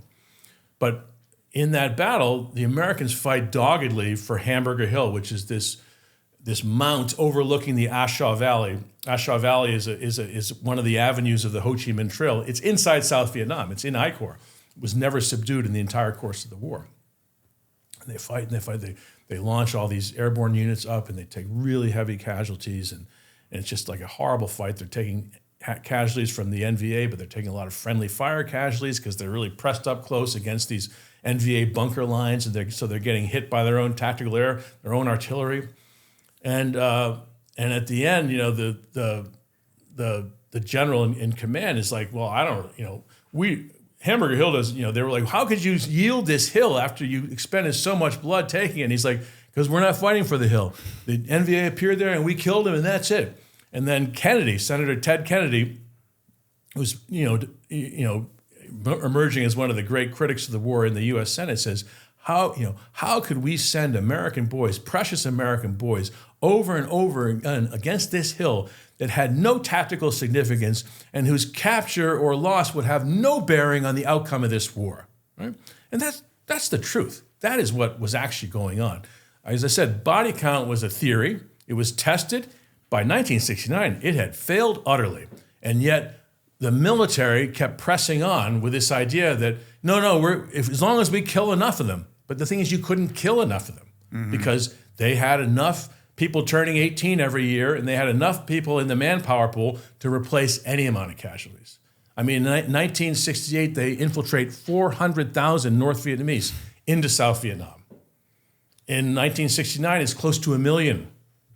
So that is crazy. Yeah. So it's like, how long are you going to go on like this? So what would you say life as the average grunt, as you were referencing a lot in the book, or just the average American soldier in the Vietnam War? What is life like? Well, something I found out in doing the research for this book, which struck me as amazing at the time, is that at maximum strength, the U.S. had 543,000 troops in Vietnam in 1968, and on any given day, only about 50 to 60,000 were available for combat. Right, the rest of them were clerks and jerks, REMFs, rear echelon mother, effers, right?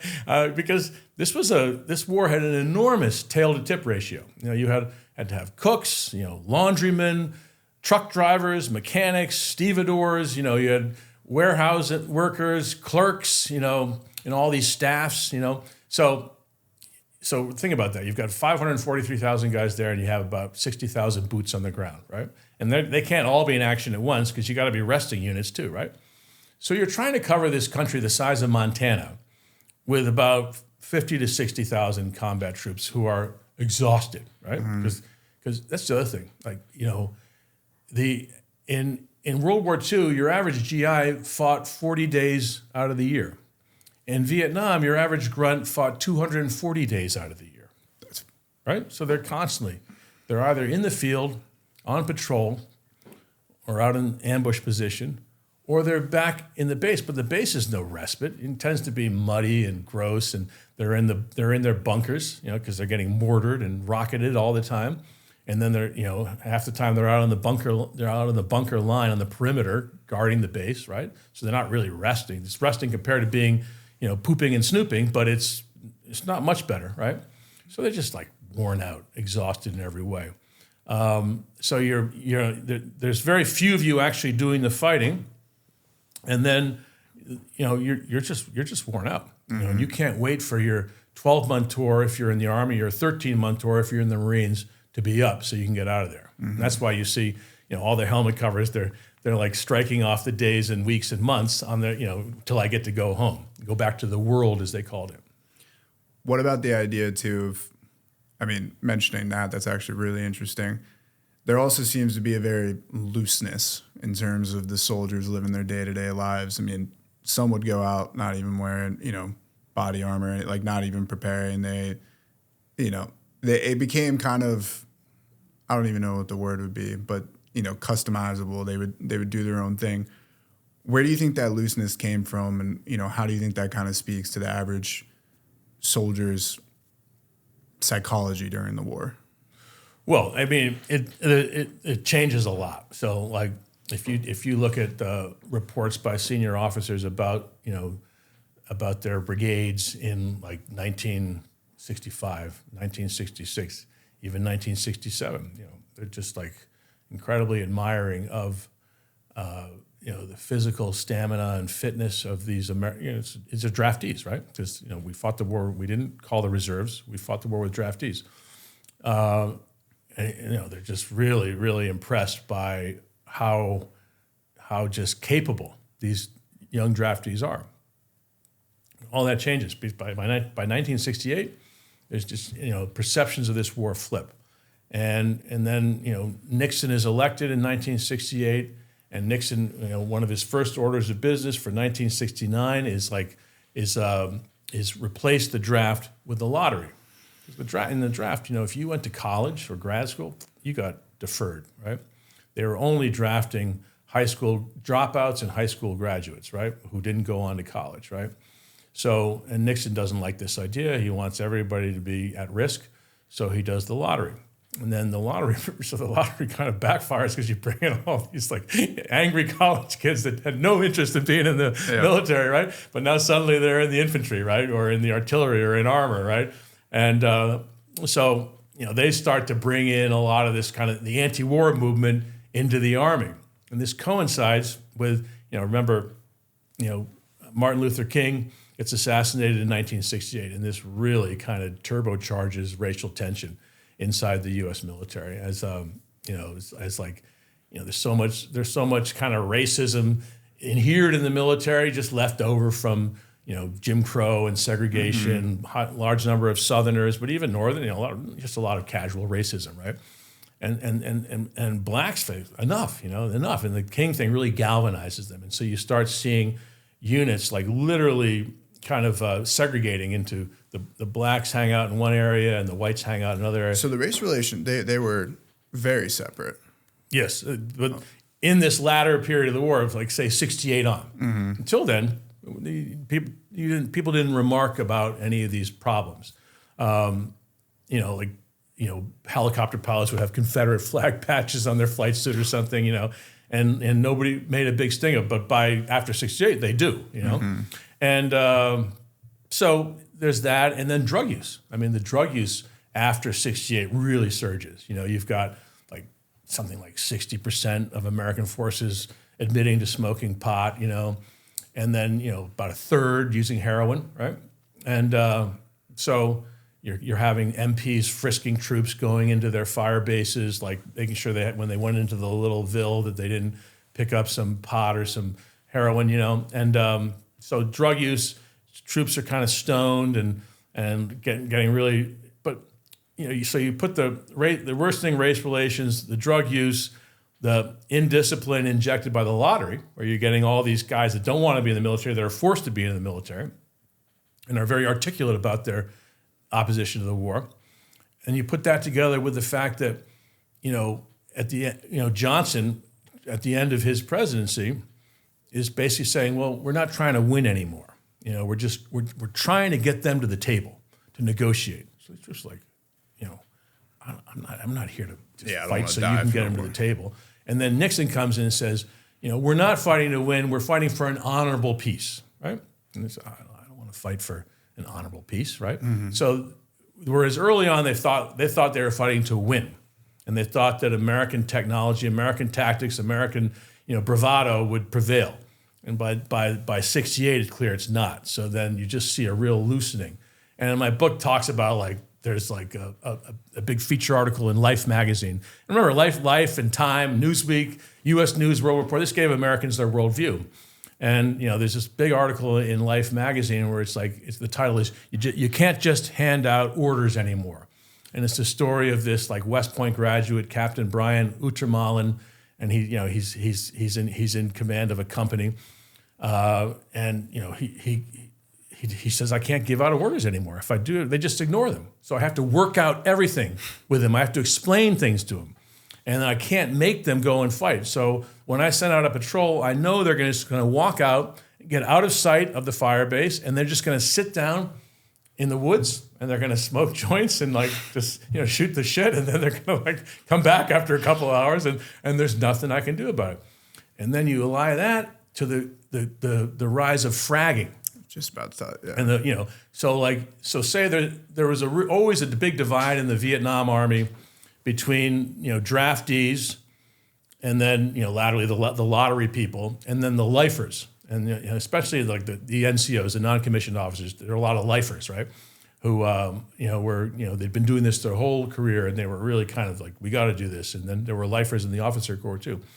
And so these guys were unapologetic. They're like, you know what? This is the Army, and you got to do what I tell you to do. Mm-hmm. And if I tell you to go attack that hill, you attack that. Well, what did these guys do? They'd either shoot the guy in the back during the op, or they would just roll a hand grenade into his tent at night back at the base. And if they didn't get him in the op, and there were a lot of guys died in this little action that these people thought was completely useless and cavalier, well, they were definitely going to kill that guy that night. And they always used a fragmentation grenade because it didn't have a serial number. It couldn't be traced to anybody. So they would just roll that thing under the canvas at night, and boom. So, and we only know the numbers of fragging incidents that were adjudicated, and there were a lot. But you can assume that the numbers that were not were much higher, because the armies and the Army and the Marines didn't want to shine a light on this, right? Mm-hmm. So they didn't report all of them. If a guy gets shot in the back by his own men during an operation, they're not going to say he was. They're going to say, "Oh, he was killed in action, fighting heroically," right? Yeah. I guess continuing with that, then, speaking to the looseness of the troops, because it's so funny. I've had Delta guys on here, Navy SEALs, Marines, Marshal, all different variations from Tier 1 to Tier 3, and the idea of a uniform being out of place. They're like, obviously Tier 1 gets a little bit more leeway, but in general, you get your shit rocked, for lack of a better word. But I don't think if you look at any pictures from Vietnam or in any pop culture, video games, this or that, I don't even think I can picture what the mainline uniform would be. Yeah. Everyone was wearing their own variation of something. Yeah, the Marines tended to be more strict about this, mm-hmm. right? Helmets, sleeves covering the white skin, but the Army, because they had the biggest inflow of draftees and they just had they had a much bigger force. It's just funny, you see images from 1969, 1970 with guys strolling in, they're firing from the hip, no helmet on, just They got the peace sign around their neck, the love beads, right? So yeah, definitely that was happening. And there was this was another thing about that piece I mentioned where it says you can't give out, or you have to work it out with the troops. You have to work it out. There's another.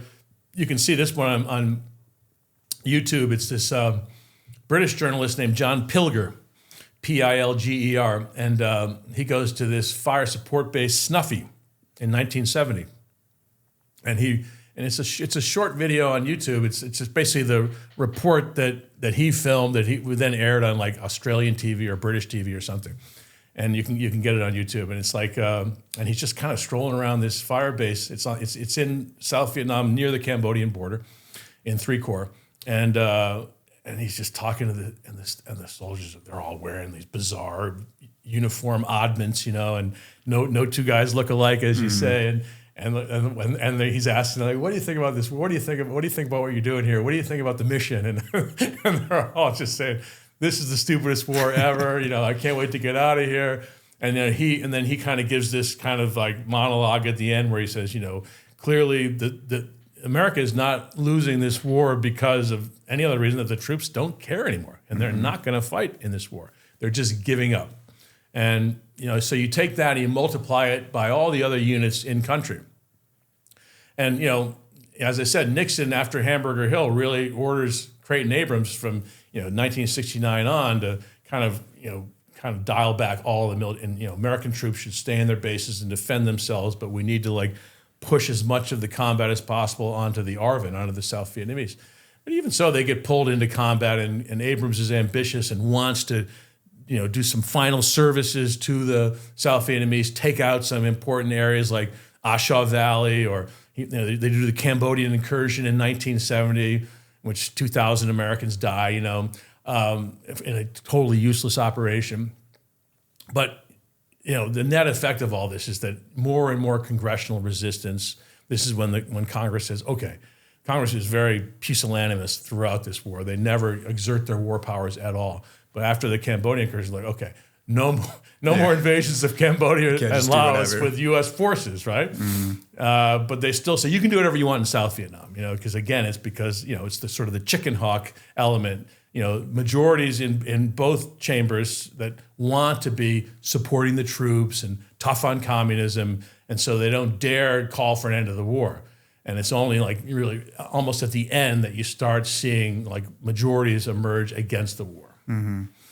So some of the more unique aspects too of being a soldier in Vietnam, and you mentioned it a little bit within the book as well, would be things like being a tunnel rat or the night listener, which again, reading the viewpoint of a night listener is something nightmares are made of, and again, speaking to kind of what soldiers are dealing on day to day.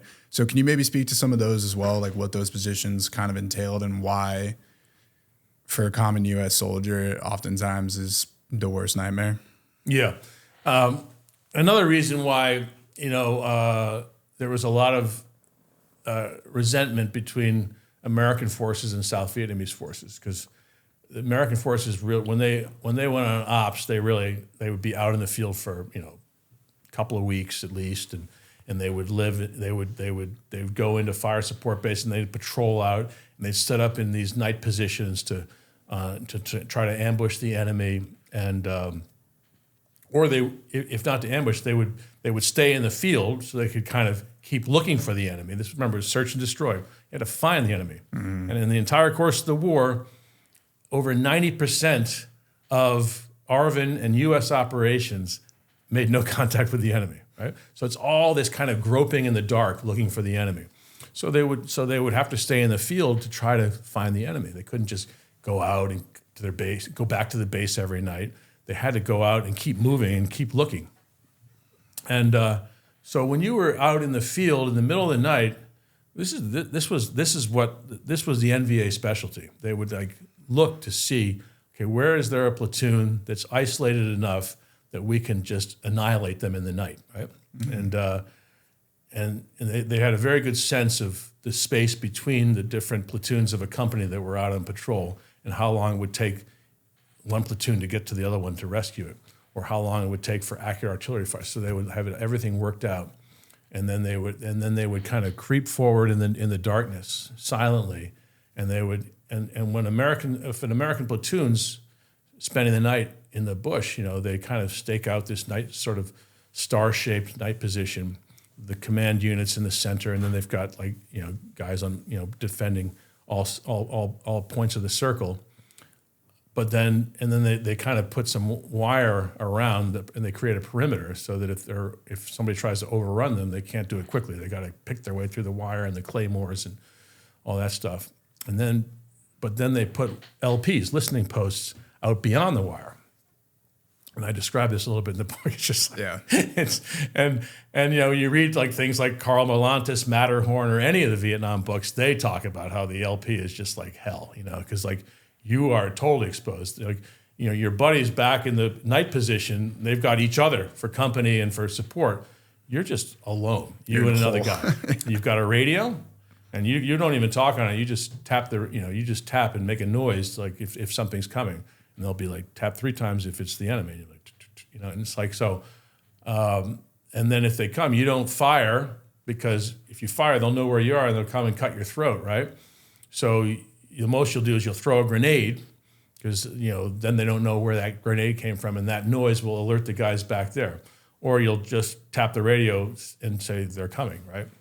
And then the LP, you just lie there and you hope they pass over you, and they don't step on you and kill you. Mm-hmm. So basically, it's this horrible game of cat and mouse, and for both sides. I mean, an NVA battalion or a VC main force battalion that's been located by American forces, it's estimated that they won't survive 24 hours, because they'll just bring all the firepower in. They'll hit all the lines of retreat with arc light, B-52 strikes.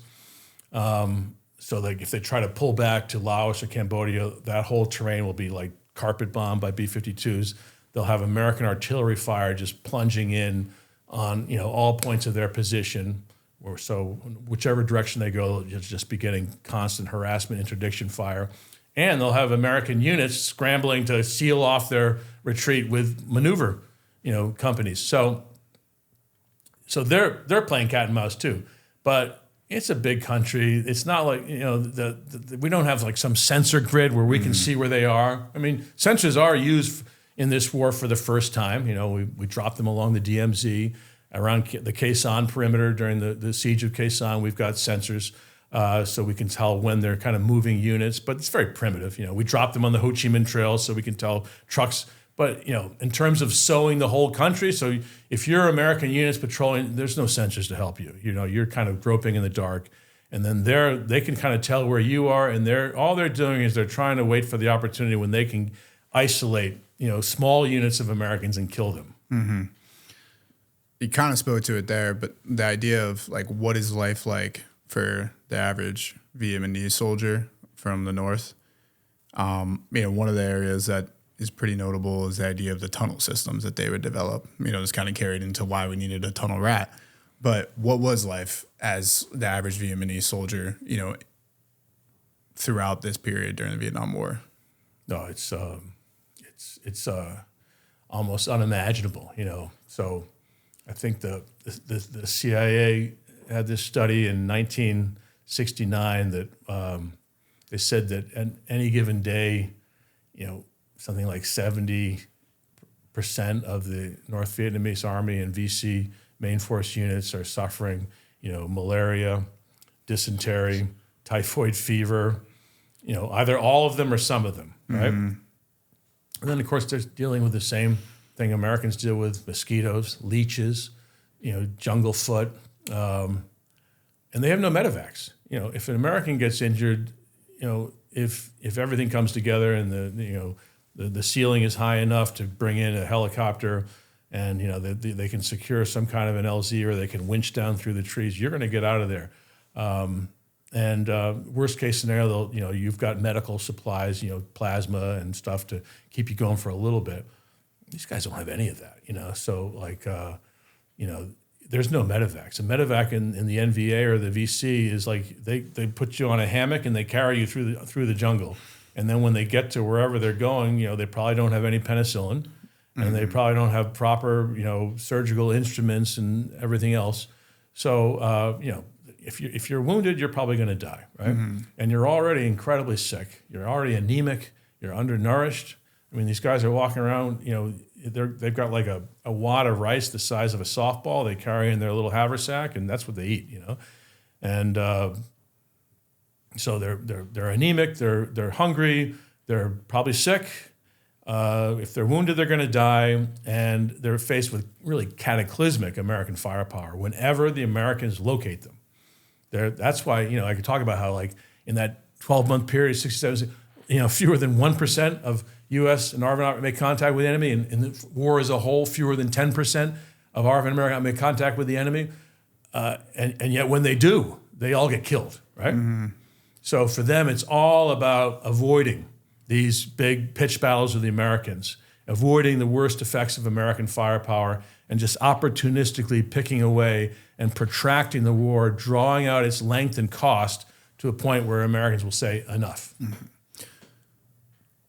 Carrying off that, an American that's taken prisoner of war, what was kind of the general difficulties that they're facing? And, obviously this has been talked about again in pop culture. We have politicians that come up telling their stories as well. It was oftentimes very violent. Do you think that approach comes from kind of what we're highlighting here as well, that the Vietnamese are facing this daily struggle and millions of deaths throughout the circumstances of the war? So I guess bringing that in, the prisoner of war camps, what was life there, and why do you think that it was kind of such a brutal way of treatment? Well, for kind of what you said, there's a anger and resentment at American firepower. There's an anger and resentment at the mere American presence in Southeast Asia. Like, why are you here? Why did you step into the shoes of the French? This is our country. This is, our destiny, not yours. Why are you here? Why are you interfering? Why are you propping up puppets in our place?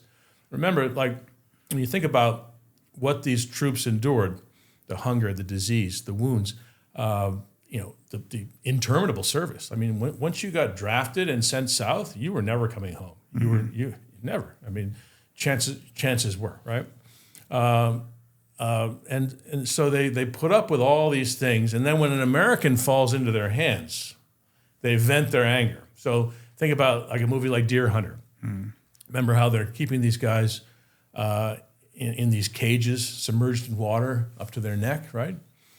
Well, that's actually happened. I mean, there's reports of American troops that were killed in the central, or wounded, or captured in the Central Highlands, and dragged across the border to these makeshift Cambodian camps. And remember, they don't have like big stalags, because Americans are so mobile. They know the Americans will find out where they are and come in and grab them, right?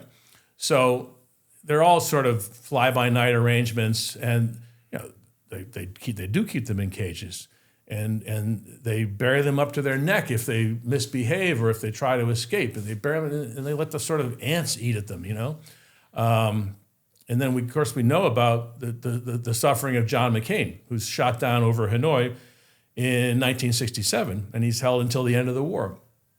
And McCain, talks about being routinely beaten up and tortured, and we know he was because of his injuries from that time. And just constant bullying and harassment, because they had this great pride about their cause, and they were so angry about the Americans for involving themselves in this war on behalf of this regime in the South that they regarded as a sort of fake puppet regime, which had been set up by the French and was now being run by the Americans. Did American soldiers know, or how quickly did they learn about the dangers of becoming a POW, and like how much would that play in their psychology as well? Like all-out avoidance of not being captured. Well, I mean, it's funny, when you read a lot of the memoirs about Vietnam, that doesn't really come up. I can't think of cases where people are like, I would do anything to avoid being captured, right? Because generally you wouldn't be captured. You had to be a real screw up if you were captured, because you'd usually have sort of a perimeter and you would have the fire base keeping the enemy at bay, and then you would be able to withdraw under cover of the artillery fire and the air cover overhead, and then you could be pulled out by a helicopter, right? So it was very hard to capture somebody. And if you were wounded, you'd always be carried back by your own guys. They would never leave you there. So I can't think of cases where I read people being really fearful of being captured. Mm-hmm. But there, and I talk about some of these ops in the book, like where there's this one in particular where they're in the Central Highlands, and the Central Highlands, my favorite book, Michael Hurd Dispatches. He talks about Central Highlands was like a unique theater of this war. It's a place that, it laid a chill on you when you went in there, because the places had, because it was the area that was settled by the Montagnards, who were kind of the original Polynesian inhabitants of Vietnam before the Vietnamese, came in to basically take that space. And so they had the place names were different and the people were different, and it was empty, and it was like dark and cold and stormy, or else really hot and mosquito infested. And it was just like the worst place. And that was a place where, like, I talk about this one operation where these guys they're patrolling in there and they get cut off and nobody can get to them. And a bunch of them do get captured, mm-hmm. and dragged off to these Cambodian, prison camps where they're, horribly mistreated, because they're viewed as being, enemies of the state, who've come to Vietnam to prevent the unification of the country. So I guess we've kind of talked a lot about some of like the darker aspects within Vietnam. Carrying into that, the U.S., we talked about bombing and everything. The use of napalm and Agent Orange is obviously very notorious for, its use in Vietnam. Can you maybe speak to that a little bit as well, and, how destructive both those items really were? Yeah, I mean, like Agent Orange, so-called because the barrels it was stored in had an orange stripe, so that's why it was. It's a defoliant, and it was a perfect example of how military requirements kind of canceled out common sense. So you're fighting this war in South Vietnam. The issue is we need to win the loyalty of the South Vietnamese people to our side, to the United States, the South Vietnamese government, and stop this erosion of support and this growth of support for the Viet Cong. Well, so one thing you got to do is you got to give these people security. You've got to let them. You've got this is a rural peasant country where they live in these hamlets and villages, and you've got to give them security. You got to protect them from the VC who come in and tax them, and force them into the VC military units, and you've got to let them farm and make money, right? Okay, so what do you decide? The military requirement is we got to get rid of this pesky jungle, right? Because mm-hmm. it covers the movement of the enemy. And not only do we have to get rid of jungles where the enemy can kind of hide, we have to get rid of all the trees that grow alongside every road in South Vietnam and alongside every railway in South Vietnam. And then when we put in a fire base, we need to defoliate all around the fire base. Remember, there's 8,000 of them all around South Vietnam, so mm-hmm. they're everywhere. So you're defoliating all around these hilltops so that there's good fields of fire for the defenders of the fire base in case the NVA or the VC try to overrun it. So in all, you end up defoliating a fifth of South Vietnam. So this obviously angers the peasants, turns them against the regime, because you're not only destroying their livelihood, you're poisoning them. Mm-hmm. Generally, when they defoliate, they say, okay, well, you can go to a refugee center, right? Well, refugee center, which is just a squalid camp run by gangs with very little government support, where the people lose all the dignity of working in their birth village with their ancestors buried in the fields where they work, and instead, and all their household income is buried in earthenware jars somewhere around the village. All that's lost, and they're sent off to this refugee center. So the defoliation of South Vietnam, which is the Pentagon describes as removing jungle foliage from the Republic of South Vietnam, this has horrible political effects, right? And then napalm, well, napalm was the weapon most feared by the VC and the North Vietnamese Army. American, observers would notice that they would hardly shy from regular shelling, but when napalm came in, they would like freak out and run. Now they got used to it, but it had a real shock effect at first. And napalm was, it was. And by the way, MACV would never refer to napalm as napalm in briefings. It was always referred to as soft ordnance. Another example of all the kind of word games that were played by MACV to kind of cloak the lack of progress or to hide, what they regard as embarrassing aspects of the war. It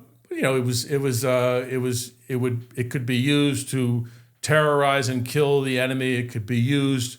Remember, these fighter jets are coming in at 500 miles per hour, right? So you would often drop napalm and say, okay, bomb the napalm fire, because that's where they are, right? Mm-hmm.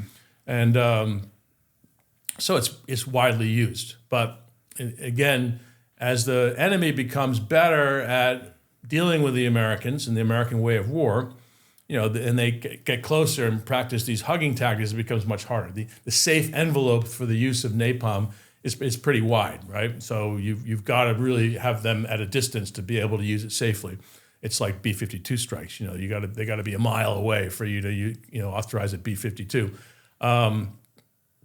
So it's useful, but it's actually a small piece of the whole. Most of the damage in Vietnam is done by these fire bases, just pumping howitzer fire into the enemy wherever he might appear. Mm-hmm. But there's a certain madness to that as well. I mean, something like 80% of the fire missions fired by the American artillery in Vietnam are unobserved fire, unaimed fire. It's called H&I, harassment and interdiction. So they say, well, we don't know where the enemy is, but we figure he probably uses that trail, and he probably shelters behind that wood line. So every day at this hour and every night at that hour, we're going to shell that trail and that wood line or that river crossing, and in the hope that we might hit the enemy, right? Mm-hmm. So this, like the defoliants, this like really pisses off the locals, because they're like, I'm getting shelled all the time by American artillery, and I'm friendly, right? I'm just hanging out. Yeah, I'm just hanging out. And they create strike zones or free fire zones that are supposed to solve this problem. But the peasants take one look at these refugee camps, and they're like, I don't want to go there. Mm-hmm. It's like squalid, poverty-stricken life. I have a home here. I've got some dignity. I've got a purpose. I've got no purpose there. Mm-hmm. And so they stay. So they're in the strike zone, getting shelled, and the Americans are like, well, that's your problem. We told you to leave, So if you get hit by shrapnel or high explosive or an aerial bomb, that's your problem. You could have left. Like the famous My Lai, the My Lai atrocity in 1968. Well, they're in an area that's technically a free fire zone, right? Mm-hmm. But these guys are all the villages are all staying because they're like, I don't want to go to a refugee camp. That's actually really where I wanted to go, because bringing up napalm, I think one of the most famous images that come out of the war is the young child with the napalm burn and everything. The idea of the civilian cost within this war is catastrophic, and also truly changes not only the way the war is looked at, but the way that the world looks at the U.S. even to today. Can you maybe speak to, and you just touched on My Lai, which I'd love to get into as well, but just the idea of the civilian costs that this war really was having. Yeah, I mean, think about it. In South Vietnam, 250,000 ARVNs are killed in the war, right? 58,000 Americans, 250,000 South Vietnamese soldiers, and 500,000 South Vietnamese civilians. So twice as many South Vietnamese civilians die in the war as South Vietnamese soldiers. Gives you an idea of the problem of fratricide. That you are fighting this war, and this is like the Senate critics of both the LBJ and Nixon bombing strategies. The fact that they're bombing, but they're bombing mostly in South Vietnam, an allied country, not in North Vietnam. They point to this. They say, look, you are bombing our ally. You're killing our people to try in the hope that you might hit some of their people, right?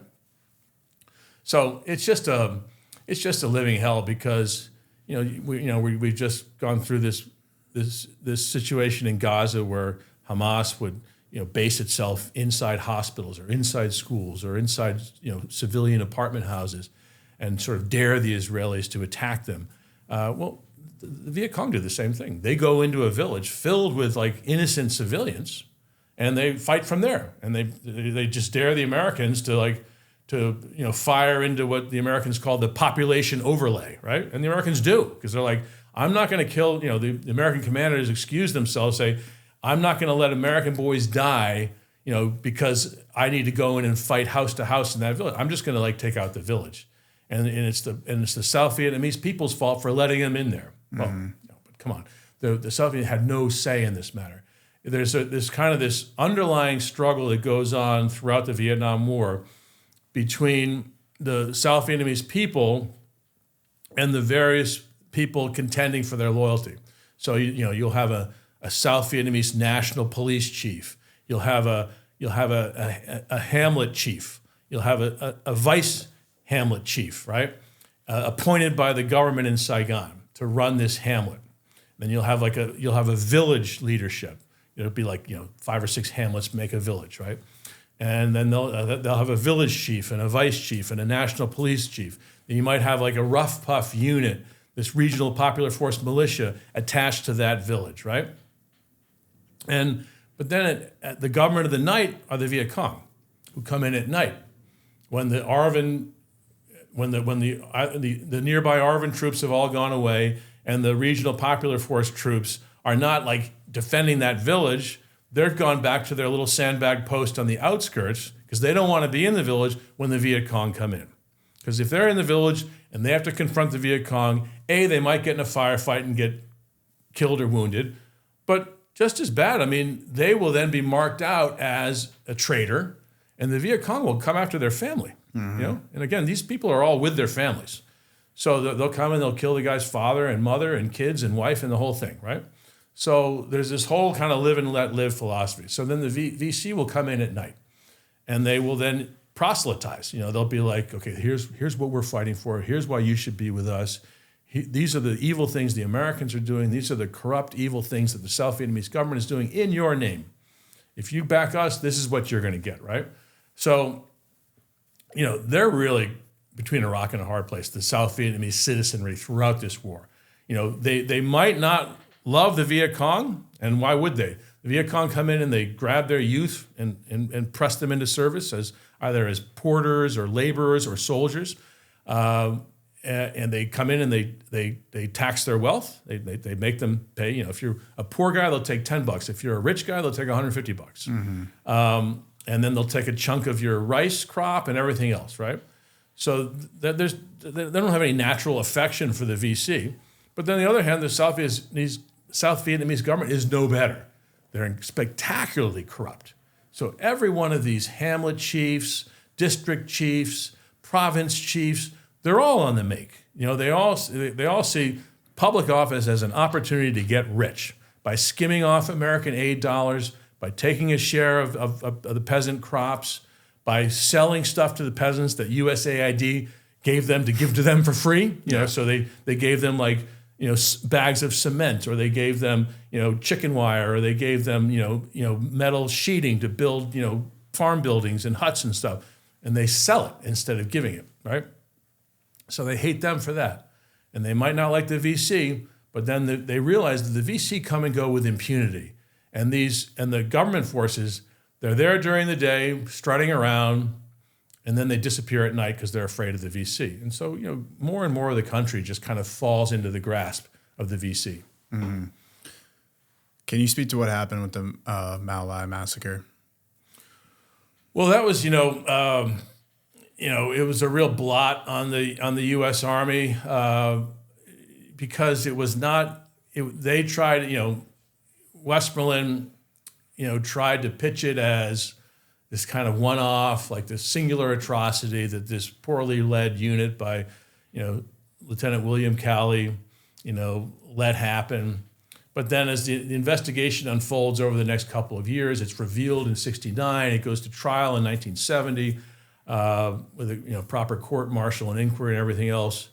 And it's revealed that everybody knew about it.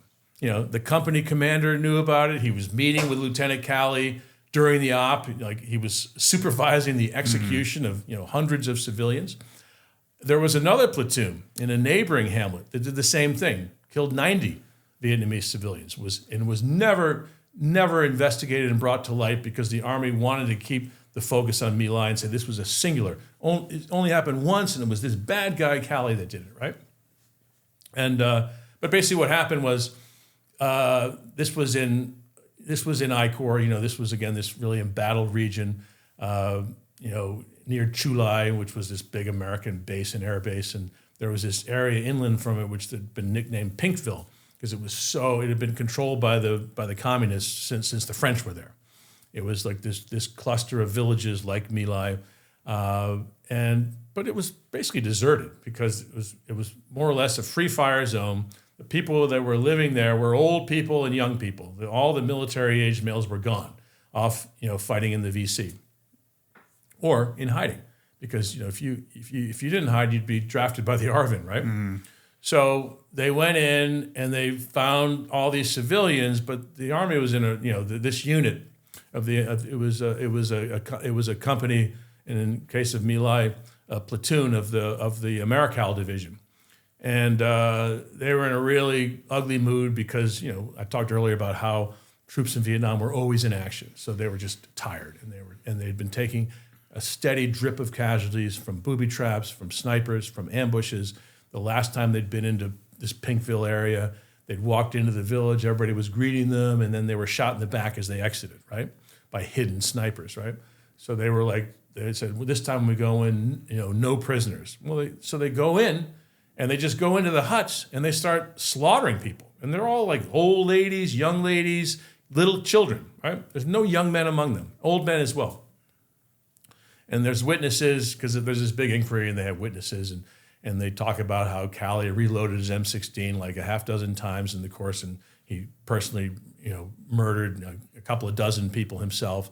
And they talked about lining people up alongside ditches, and one guy described it as a Nazi type thing. They would line them up alongside and then just like machine gun them. And some of the guys said no and just like threw down their rifles and walked away, but most of them participated. And there was a helicopter pilot flying overhead, a guy named Hugh Thompson, who looked down and saw it, and he landed his helicopter and said, "You guys got to knock it off. This has to stop." And then he put himself between this group of terrified Vietnamese who were about to be gunned down and this platoon, and saved them. And then they kind of broke it off because they could see they were being exposed and everything. But then what happened was the Americal Division commander, a guy named Samuel Coster, who goes on to be the superintendent of West Point, that's his next stop. He covers it up. That's why it doesn't get tried for 2 years, because it's covered up until Seymour Hersh exposes it in a story in the newspaper in 1969, and then it goes to trial a year later. And Sam Coster covers up. He destroys records. He destroys logs. And then the company commander, Ernest Medina, same thing, denied, oh, nothing, this was just a typical op, we were just like, we ran into some, and he reports a high body count, all these people, none of these people were Viet Cong, right? So, to me, one of the most interesting things about Vietnam is that when it all blows up and Calley gets convicted and gets sentenced to hard labor and everything else, Nixon sees it as an opportunity to kind of attack the anti-war movement, because what you might call MAGA America rallies to Calley. They say, "What? Calley was just doing his job. He was sent there to do a bad, ugly job by his government, and the reason he was in command of that platoon is because all these college kids won't go to Vietnam." They're all getting deferments, or they're getting like fake medical diagnoses to get out of service, right? Flat feet, heart murmur, bone spurs, whatever, right? And so Calley's just there because Calley was a real loser. He's a guy who flunked out of like community college and was knocking around and had nothing going on. So he thought, I'll go into the Army. At least they'll pay me. And so he ends up being the platoon leader in that situation. But anyway, kind of like right-wing America rallies to Cali, and there's all these songs on like top 40 radio, the anthem of LT Cali, and how he, the only reason Cali was there is because all those college kids wouldn't go. And then at the same time, the hard hats become this phenomenon, these sort of blue-collar workers who, Spiro is my hero, a reference to Vice President Spiro Agnew, who was one of the most hawkish of Nixon's advisors.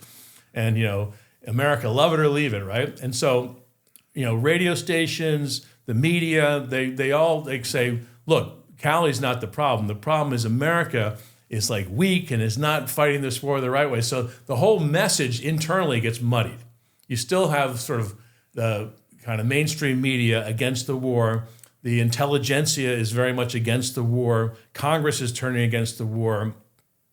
But there's this hardcore, like blue-collar, industrial working class, construction workers, and the shock jocks on the radio that cater to that constituency. They saw this as an opportunity to kind of rally support for the war. So you have this very strange moment in 1970 where anti-war protest is cresting, and yet there's this maybe 30% in polling of Americans who think that we ought to invade North Vietnam and like really go all in. Yeah. And Cali's not the problem; it's the liberals and the doves that's the problem. So it's like the same old story, right? Yeah, politics has always been a shit show. And it's an American story. I mean, this is how America is. There's always these sort of antagonistic visions in American politics and society. Mm-hmm. No, I mean, at some point, Afghanistan and Iraq, I bet you could pinpoint that. Yeah. That 2-year area. Like, actually, it's funny. Well, not necessarily funny, but having you on to talk about this situation, I just had on Jimmy Watson, who was a team leader during the Blackwater massacre that happened in Missouri Square. And, situationally, there's some differences and everything, obviously. But the idea of, Americans killing civilians and the controversy that creates back home and the perspective that people look at the war. Obviously, Vietnam has had generational impacts, both worldwide and within the U.S. Like, I don't think anyone speaks of Vietnam for a plethora of reasons that we've highlighted today with positive, rose-tinted glasses on. But this is one thing that they'll commonly point to as that's what the war was, Yeah. I agree with you, except I would say there is still a rather robust constituency that argues that we could have won the war. Yeah. Right? And their argument is basically that we started off talking about graduated pressure. Well, that graduated pressure was this idea of signaling toughness and saying, look, if you don't bend to this pressure, we'll just keep adding pressure. And search and destroy was premised on the same thing, that if we don't kill enough of you in the first go around, we'll just put in more troops and more helicopters and kill more of you, right? Mm-hmm. And then you're going to break, right? And it was never enough. And so there's a whole kind of revisionist historian group that would say, well, if we put in more troops, or we attack North Vietnam, or if we attacked Laos and Cambodia and taken out the sanctuaries, we could have won the war, right? And I think one of the chief discoveries of my book, I haven't seen it anywhere else, is I actually show that that's impossible. I show that, in 1968, there was no residual force capability. You could not have reinforced the troops in Vietnam. You had 7 Army divisions, 2 Marine divisions. You only had 1 uncommitted division at home in the United States, the 82nd Airborne Division. And even it sent a brigade eventually to South Vietnam. Mm-hmm. And then parts of the 2nd Marine Division. That was it. Everything else was committed. Either it was on the ground in places like Korea or in Western Europe, or it was slated to go there in an emergency. Like, you couldn't send everything to Vietnam because what if the Soviets invade a NATO country, right? Mm-hmm. Then you've got to reinforce your positions in Europe really quickly. So a lot of stuff has to be ready to go to NATO in a crisis. So there was literally nothing to send. That's one thing. Second thing is, like, imagine if you've got 543,000 troops, and that's like 2/3 of the active duty strength of the U.S. military in 1967. So you've got 2/3 of your active duty strength already in South Vietnam, And that's only yielding 50,000 combat troops? Well, how many more do you have to put in to have a force big enough to hold down South Vietnam, invade North Vietnam, invade Cambodia, and invade Laos? I mean, just do the math. It's just physically impossible. Mm-hmm. Add to that the Great Society, which was a bigger program than the New Deal. This was, Medicare, Medicaid, beautification, urban renewal, mortgage subsidies, you name it. That and the war on poverty, it cost about $11 billion a year, bigger than the New Deal. It was a huge drag on the American economy. You throw in Vietnam, in its early days, $12 billion a year. By 1967 and 68, $25 billion a year, twice the cost of the Great Society. What happens? Inflation. It doubles in the mid-60s. It doubles again by 1970, right? Mm-hmm. Basically a run on the dollar. As like all these, we're still on the gold standard, still the Bretton Woods system. Nixon will take us off it in 1971 because of the Vietnam War. And so now everything just floats. But then we were pegged to gold. So the French sent a battleship to New York Harbor to take all the French gold deposits out of the United States because they saw that American treasury bonds and American dollars were getting rendered worthless by this war in Vietnam and the costs associated with it. So, people that tell us that we could have won in Vietnam, they need to tell us a couple of things. One, where would we have got the extra troops to widen the war into North Vietnam, Laos, and Cambodia? Two, where would we have got the money? Basically, Lyndon Johnson and then Nixon were under tremendous pressure to wind the war down, because of its cost, but also as interest rates ticked up, just the cost of running the federal government. So the only way to reduce the cost was to cut the troop levels dramatically because of the higher borrowing costs. I've seen nobody answer that question. So we were at full strength. We weren't going to get more than that. And with what we had, we couldn't win it. And even putting in more, adding those extra theaters, no way. If you look at what happened when the U.S. goes into Cambodia in 1970, they just barely make a dent, The North Vietnamese just pulled back deeper into Cambodia, wait the Americans out, then they come back in and they reestablish everything that we had kind of torn up in our brief incursion. So it's just like, it's unwinnable any way you turn. Yeah, and it's even the Dr. Strangelove type question too. It's like, how far can we push it before you start bringing in some of the other key players like China and Russia, or at least risking that? And anybody that says like, no, we just keep pushing, and they would never want to get involved or cross that line. It's Kennedy, Johnson, and Nixon were smart in the sense that they did have to think about that because you never know. And obviously, once that ball kind of gets rolling, it's really hard to turn it back. The Cuban Missile Crisis is a great example of that. Yeah, there's that. And then, my book talks about this meeting of the Senate Armed Services Committee in 1970. Now, this had always been a bastion of conservatism and with a very hawkish outlook. The chairman was a guy, John Stennis of Mississippi, one of these Southern Democrat hawks, all in on the war in Vietnam. Other Democrats, someone like Scoop Jackson of Washington State, the senator from Boeing, all in on the war, right? Republicans like John Tower, like Barry Goldwater, all in on the war, right? In 1970, they rebel. They say, we need to stop this war in Vietnam, not because they cared all that much about the destruction and everything else. It's because they saw that this war was eating their seed corn. It was we couldn't rearm our ICBMs with MIRVs, these multiple independent reentry vehicles where you can fire one missile and have multiple warheads come off it. We couldn't do that transition because of the cost of Vietnam. We couldn't build an anti-ballistic missile system because of Vietnam. We were getting requests from NATO allies for C-130s, for Hueys, for we couldn't supply any of that because of the requirements in Southeast Asia.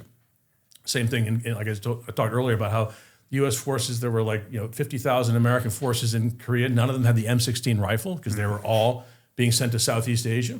So these guys said, look, why are we pounding all this money down this rat hole when the U.S. has global interests and we need to basically keep our powder dry for a real crisis? This one has run its course. Mm-hmm. Gosh, so let me ask. I guess bringing that back to, trying to think on the, sorry, I'm blinking here. The idea as well, the how often Vietnam was kind of used as kind of a political chess piece, right? Carrying from not necessarily JFK, but for LBJ, it was building up, wanting to make sure that he won elections, so therefore he didn't want to get fully involved. I think probably one of the most interesting aspects that you highlighted in your book is that the idea of Nixon coming out with this secret plan, and meanwhile there was the peace negotiations happen in the background, and I personally don't know this. I feel like many don't. Nixon kind of undercutting those in the background. So can you speak to that situation as well? Because for me, that was to see that happening when everything we've highlighted is pointing towards this war is going absolutely nowhere. Yeah, well, that was something. Some of the older histories of Vietnam don't feature this awful little nugget, and that's because it was only discovered around 2011, as things became declassified, and as historians started combing through the archives at Johnson Library, Nixon Library, that sort of thing. And they discovered this X dossier, which LBJ had left behind. And then over in the Nixon Library, they discovered like his notes to Bob Haldeman, his White House chief of staff. And so basically, this is what happened. In March of 1968, Lyndon Johnson, the most incredible political animal in American history, a guy who would never shrink from re-election, actually decides, I'm not running for re-election. The war has ruined his presidency. He's got no more traction with the American people. He's got this credibility gap. There's this, there's this sense that America is coming undone with the King and RFK assassinations, all the social problems, and this unwinnable war in Vietnam, right? So he says, okay, I'm going to devote myself to the remainder of my presidency until the elections in November to ending the war. So he orders a bombing halt, and he gets into negotiations. He sends Averell Harriman over to Paris to negotiate for the American side, and the North Vietnamese are amenable. They get the bombing halt. They can tell Johnson wants out. He's not even going to run for re-election. He wants to get this war done so that he can kind of save his legacy. So they enter in, and they're close to sealing a deal. Now, inside Harriman's delegation is this kind of informal diplomat, a professor of government at Harvard named Henry Kissinger. And Kissinger is exceedingly ambitious. He's a Republican, but he's the wrong kind of Republican. He was a protege of Nelson Rockefeller, who was kind of the liberal East Coast Republican. Nixon, more representative of the sort of West Coast California conservative bloc, and he's been sort of advising Nelson Rockefeller on his presidential runs against people like Goldwater and then Nixon, right? And so Nixon doesn't like him. Because as recently as July 1968, Kissinger has written a newspaper piece saying, Richard Nixon would be the most dangerous man to have as president of the United States. So he needs to ingratiate himself with Nixon in order to have an entree back into the Republican Party as a sort of foreign policy guru. So he reaches out to the Nixon team and he says, look, these guys are really close to ending the war. If they're in the war in October and have an October surprise, Humphrey, who's been trailing in the polls, Humphrey was Johnson's VP, and so he takes over, kind of like Kamala Harris. He takes over when Johnson bows out. So now he's the candidate, but he's not that popular because he's been seen as a sort of prevaricator and wobbly on every issue. The left hates him. They call him Lyndon's war salesman because initially he'd be against the war. Now he's for it. So he's been trailing because Nixon has this secret plan. But they say to Nixon, if Johnson ends the war, Humphrey's going to surge in the polls, right? And Nixon's worried because he had this microscopic victory over JFK, or defeat to JFK in 1960, which was marred by allegations of voter fraud. And so he thinks that the Democrats really might be up to something. So he's going to try to undercut this October surprise by reaching out behind the scenes to the South Vietnamese government and saying, do not show up in Paris, do not sign this peace deal. Wait for Nixon. If I get elected, I'll get you a better deal. So he interferes in the working of the U.S. government. He basically breaks up a peace that was coming together. And I say in the book, without this interference, the war may very well have ended in October 1968 with 30,000 American dead. Instead, it ends in January 73 with 58,000, twice as many American dead, because Nixon prolongs it with Kissinger for his own political benefit. Now, they kind of talk about how, no, this is not for us, this is for America. We're going to get a better peace that better serves American interests, that supports American goals around the world. If we don't do this, then America will be exposed as a pitiful, helpless giant, blah, blah, blah, right? But in fact, this hugely unpopular, hugely ineffective war was coming to an end, and they disrupt that, and they deliberately prolong it to get into office. And the great irony of that is that once they're in office, they get inaugurated in January 69. Kissinger becomes Nixon's national security advisor. Well, suddenly they have to sort this out. They've got to end the war. They said they had a secret plan. Well, it takes so they ended up blundering along until 73, nearly 5 years later, 4 years later. And they get the exact same peace deal that Johnson was on the brink of getting in October 68. It's the same deal. It's like the North Vietnamese army has the right to leave its forces that are in South Vietnam there. They don't have to pull them back. And the lines will freeze wherever the troops are. So anything that's under NVA or VC control will be communist controlled. Everything under South Vietnam will be ARVN controlled. Then there'll be sort of a commission of reconciliation to bring the sides together, right? Mm-hmm. DMZ is not acknowledged as the border between the two countries. There is no border. It's a total, this is why Chu, the president of South Vietnam, had been seduced by Nixon into not going, because he said, the deal that Johnson's giving me, it sucks, I'll get a better deal from Nixon and Kissinger. He gets the exact same deal. And twice as many Americans die, and twice as many Americans are wounded, some horribly, in order basically for Nixon and Kissinger to take office and work their magic, which is no magic at all. Yeah, if anything, Nixon kind of kicked it in overdrive, correct? With just like his bombing of Cambodia and Laos and the way they were operating on the DMV. And I was actually about to just bring this up as well. Operation Speedy Express was under Nixon as well. Mm-hmm. So, the civilian cost of not doing that deal is unbelievably dramatic. Yes.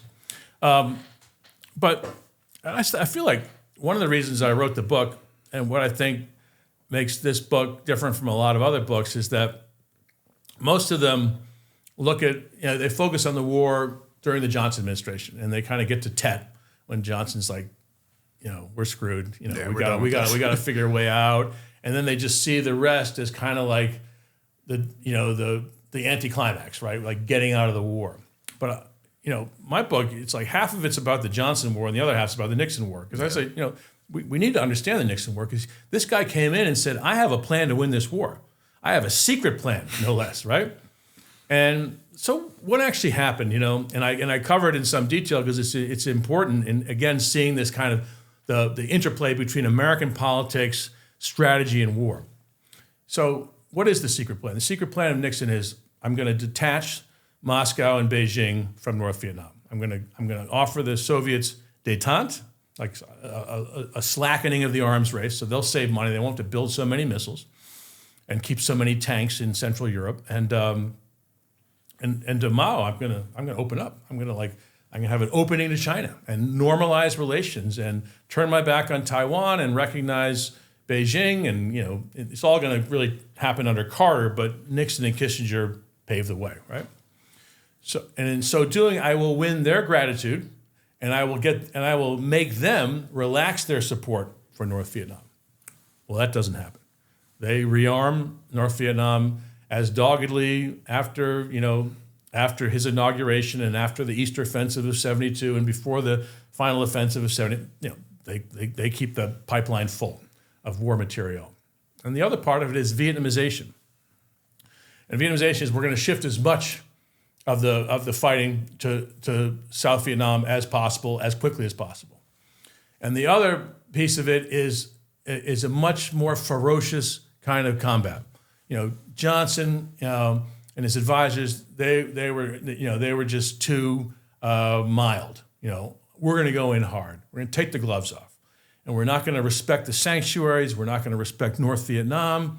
We're going to attack the enemy at his heart, and we're going to inflict maximum pressure. So they're going to really like decide, okay, we could survive against this kind of weak-kneed Johnson administration, but against Nixon, we're going to surrender. Well, what's really interesting about the Nixon half of the war, he can't, for the same reasons Johnson couldn't. There's not enough troops. You can't apply pressure in all these places because you don't have enough combat troops. Where you do, the enemy avoids you. Where he sees you as being vulnerable, like Hamburger Hill, May 69, he savages you, creates such large casualties and such a big bloody nose that the American public notices, the press writes about it, Congress has hearings about it, outcry grows, campuses revolt. And he says, okay. And then, he's replaced Westmoreland with Abrams. And now Abrams says, we got to go into the sanctuaries. That's how we really put pressure on them, because they supply all their operations in South Vietnam from these big supply dumps they have just across the border in Cambodia and Laos. So they go into Cambodia, 1970, destroy a lot of stuff, find a lot of stuff, but no troops. They've pulled back. So they destroy a lot of small arms ammunition, mortar shells, RPGs, truck parks, medical supplies, rice caches, but hardly any troops, right? And the minute they leave, they all come back. And they fill in, and then they start bringing stuff down the trail or up the Sihanouk Trail from the Gulf of Thailand and replacing everything that was lost. And, Vietnamization, total bust, because the whole secret, what made American warfare great in Vietnam and everywhere else was its sophistication. It was really well done. I mean, when you talk about American operators in Vietnam, it's incredible, the staff work and the coordination. Like to try to have all these helicopters in the air while you've got incoming artillery fire, right? And you've got tactical air orbiting overhead, and you've got troops on the ground, and then those have to be resupplied, rearmed. They've got to be fed in the field. They've got to be medevac in case of casualties. Every time you do any kind of thing with helicopters, you've got to stop the artillery. But you can't stop it for long. It's got to start up right away, because every time the artillery stops, the enemy creeps in closer, right? So you're constantly finessing all these various things to keep this kind of the density of fire on the enemy and to prevent the enemy from exploiting any gaps in your approach. Well, the South Vietnamese don't have this. They don't have the technical expertise. They don't have the staffs. They don't have this ability to coordinate. So when they fight, if the infantry moves in somewhere, they shut the artillery down because they can't have the artillery firing when helicopters are around, because they'll hit the helicopters, right? So that's why their casualties are much higher than American casualties. So they try to Vietnam by giving them more helicopters, giving the VNAF, the Vietnamese Air Force, more F-5s, and putting in more tanks, more howitzers, everything. But they don't have that animating spirit, the staffs that make all of it work, and even the quality of the troops on the ground is indifferent, because these South Vietnamese troops are generally highly unmotivated. Yeah. They've been grabbed from their villages and drafted into the ARVN. They don't understand what the war is about. They don't understand why they're kind of the sacrificial lambs. And the officers, they have these rules. The officers have to have a certain amount of education. So a lot of the officers are like plucked out of schools or universities where they were teachers because they have the level, but they have no interest in being in combat, Mm-hmm. And then even the ones that want to be there, they're not very bellicose. They see the Army more as a job and a career and a place for advancement and like a sinecure. And the last thing they want to do is get killed, right? So it's just very hard to kind of Vietnamize the war, because the force you're trying to Vietnamize has so little interest in fighting it, And then even those that do, they're not coordinated by this well-oiled machinery that the Americans have. Mm-hmm. So I want to bring up, forgot to mention it, honestly, we were just going into so many different areas, but how you mentioned the war itself, Vietnam War, was a choice. The Gulf of Tonkin incident, the one that kind of sparked it all. Can you maybe speak to what happened there? And really, I think it signifies very well why it was a choice, because it's gained a lot of traction recently that is pretty clear as day. We knew that what was told to the American people is just downright not true. And it was utilized to escalate what evidently become what we've discussed all throughout today. Yeah. Well, the Tonkin Gulf incident of August 1964 was kind of like how we got into the war officially, and Johnson was looking for this. He was in the midst of his re-election campaign against Barry Goldwater. Barry Goldwater, this uber hawk from Arizona, who was talking, very much like Curtis LeMay, was like, come on, let's just take the gloves off and just win this war. And so Johnson was, even though people preferred Johnson by a big majority because they were scared of Goldwater. They thought Goldwater, not only will he get us into Vietnam, he might start World War III, right? Mm-hmm. But still, Johnson was vulnerable to this pressure from the right that he wasn't taking the war seriously. So he was really looking for something that would force Republicans and Democrats to rally to him. He wanted some incident where he could then wrap himself in the flag and say, majorities in Congress have given me support to fight this war, and I'll fight it. And that was the Tonkin Gulf incident.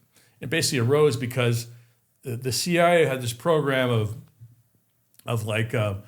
sending South Vietnamese patrol boats into North Vietnamese waters to kind of reconnoiter the North Vietnamese coastline and kind of trick North Vietnamese radar stations into turning on their radars, so then they could be like pinpointed by American ships at sea, so that then they could be shelled and destroyed, and also we'd have a better sense of their whole kind of architecture.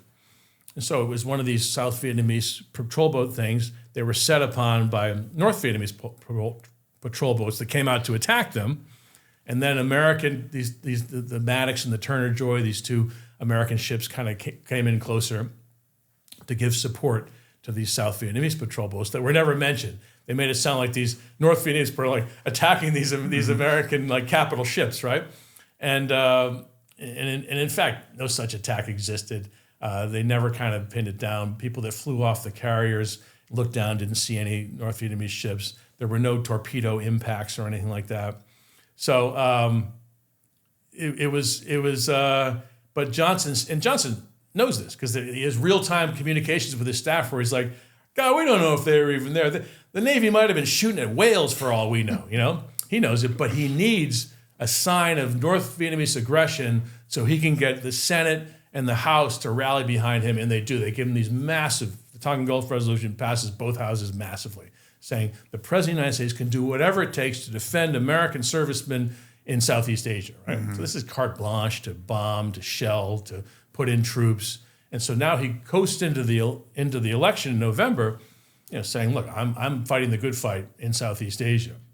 And by the way, that will stay in force right up until the last year of the war.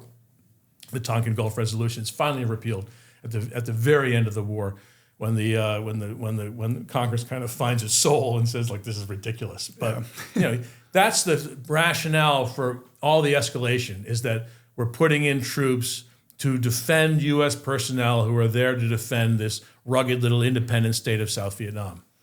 So what were the role of intelligence agencies, specifically CIA, within the Vietnam War? I mean, obviously, as I highlighted Gulf of Tonkin, I think a lot of people, we've seen a shift in trust of agencies and that's putting it mildly, over the past couple of years within the U.S. And, this is something people commonly will point to with the CIA, for example. But, some pop culture makes it sound like the CIA was, doing some crazy operations on the ground. Others, don't really even mention them. So just curious, like, what were intelligence agencies' role throughout the war? They're front and center in this counterinsurgency war. So, like I said, in the Tonkin Gulf incident, their involvement was, they were involved in this covert program to have South Vietnamese ships go into North Vietnamese waters and kind of try to map the terrain and figure out where, North Vietnamese boats were, where their radar stations were, that sort of thing. But like in the ground war, they're very much interested in how best to fight the insurgency. They feel like the army is all sort of, kinetics and trying to kill people and blow stuff up, and they're not kind of figuring out this war among the people, right? So that's the CIA's brief. They're also involved, like at the central government and provincial level, analyzing the quality of South Vietnamese leadership. Are these people up to the job? Are they corrupt, or are they honest? Are they governing effectively or ineffectively? One of the things they're most known for was the Phoenix program. The Phoenix program was this idea, it's shrouded in all kinds of controversy, but the basic idea was that you will, instead of pussyfooting around, you're going to go in and you're going to capture or kill as many VC operatives as you can. And, every take any kind of South Vietnamese, province or village, and there's, all these different levels of VC. The most important level was the VCI, the VC infrastructure. And these were like the more senior guys who were in charge of taxation, finance, recruiting, indoctrination, and then coordinating, local forces with regional forces, with main forces, and then providing labor, say, to NVA units that were coming through and needed people to carry stuff or whatever. So there were these guys were hugely important in keeping the whole VC network running. So Phoenix was like, we're going to capture or kill those guys. And they killed a lot. But my research for this book, it's unbelievable. It's like most of them weren't VCI. Yep. This became another body count scam. So this is like the one, and people who read this, they're going to realize I had to cut out so much, because I cut out like 200,000 words out of this book. And there's a lot of detail about Phoenix I had to cut out, but it was just so funny. Because they would send these U.S. inspectors, some would be CIA, some would be from the Army, some would be Marines, some would be Air Force, and they would go around and they'd go into like the provinces and the districts, and they to review the Phoenix program, and they would check the numbers, audit the numbers, and say, you said you killed this many VCI, show me, and then these guys had nothing. There were no files with like pictures or occupation or physical character. They were killing just civilians. Or maybe low-level VC, like some guy humping a backpack, and then calling them VCI to get credit for another kill in the Phoenix program, right? So everywhere you went, you had this, and yet you'll see in a lot of the revisionist histories, they'll say, you see, we were winning. We were winning. The Phoenix program was winning. We were pacifying more villages. We had the NVA on the back foot. The VC was shrinking. It's all illusory. You could do, all the numbers were fungible. You could do anything with the numbers, but everywhere you looked on the ground, you could see that they were just gaming the system. If you wanted to get money from Uncle Sam, you talked about how successful you were in killing VCI. And then when you actually looked at the numbers, no, they weren't getting VCI. And another interesting thing was Phoenix was really critical to the war effort. If you removed VCI, you would really take a long step toward winning the war, because it was very hard for them to keep the network working if you took out these key players. And the Marines took it really seriously, and they were pretty successful in implementing Phoenix program, because it was a CIA thing, but they required boots on the ground to go in and cordon off a village and go through the village and try to figure out who was VCI. And the Army, no interest. And I have scenes in the book where the inspectors, these American inspectors, go out and say, how are you proceeding? General Abrams says this gets top priority, the Phoenix anti-VCI program. Oh, we don't do VCI. We do order of battle stuff. We're just counting the enemy. We don't really get into that. That's the CIA's responsibility. So the American military doesn't take it very seriously. And again, it gets to do with, what are they good at? They're good at fighting. They don't want to get involved in all this other stuff. Yeah, counterintel. Yeah. Would you say that, going back to the military-industrial complex, and I think, even though it's not direct military, CIA would kind of fall in that bucket. Would you say that those organizations had, in their own way, an interest to continue the war for as long as it ended up going? I mean, the only organization that I could tell that had a great interest in the war continuing was South Vietnamese government. Mm-hmm. And then the Cambodian government, after the Lon Nol coup, when Nixon comes in, he kind of overthrows Sihanouk and puts in this American client, Lon Nol, and both the Thieu regime in South Vietnam and Lon Nol and in Cambodia have an interest in prolonging the war because it's like this golden flow of American dollars, right? And they're getting American hardware, they're getting American material, they're getting American money. They have all the prestige associated with being this prime American ally, and so that's what Johnson in 68, Nixon and Kissinger in 72, 73 see very clearly, that this regime has no incentive to end the war. Ending the war for them is the end. The war, if the war goes on, they keep being sustained by Uncle Sugar, right? As for the U.S. military, I don't see that anywhere. They're just doing their job to the best of their abilities, right? I don't see that they have some secret agenda. They want this war to go on. There is this quote at the beginning where some American general says, "Well, we got to make the most of Vietnam because it's the only war we got," right? But I think that doesn't really tell you much, right? I think in general, I would say the senior echelons of the U.S. military are very concerned about Vietnam at the end because they see that it's kind of leaching away all this strength and power they're going to need for more important theaters like Europe, the Middle East, Korea, Taiwan. Yeah, I always find it very interesting having kind of that general discussion because a lot of people, I think, like to look at it and think that there's these high powers pulling the strings and they're all on the same page when, again, I've had tons of guys that were, in the Middle East over the past couple decades, saw combat there. We see very similar circumstance where people are like, well, it's a military-industrial complex, and it is at a level, but more commonly it's all these peoples in the different levels of power just trying to get that promotion, just trying to get their name in the book a little bit more. So, they're looking to cut shortcuts, do different type of things so that, they get that next little level. And it's not as this huge picture, but it's more of like, you go to any corporation, people are always trying to rise up the ranks. The military is no different. Oh, there's some of that. And certainly the way that the U.S. military runs the war by changing commanding officers all the time, rotating guys from staff to active command so that they get that battlefield experience. It's a terrible way to fight a war because you keep flushing out the experienced people and putting in new people with no idea. And so as a result, you fight far less effectively than otherwise. But, what I found by the end, remember Nixon comes in, inherits an army of 543,000. That's in 1969. By 1972, down to 20,000, right? Mm-hmm. So really the only time that he can do much is 69 and 70. By 71, it's just falling off a cliff. Everybody is already, they're just saying that this army is all but useless.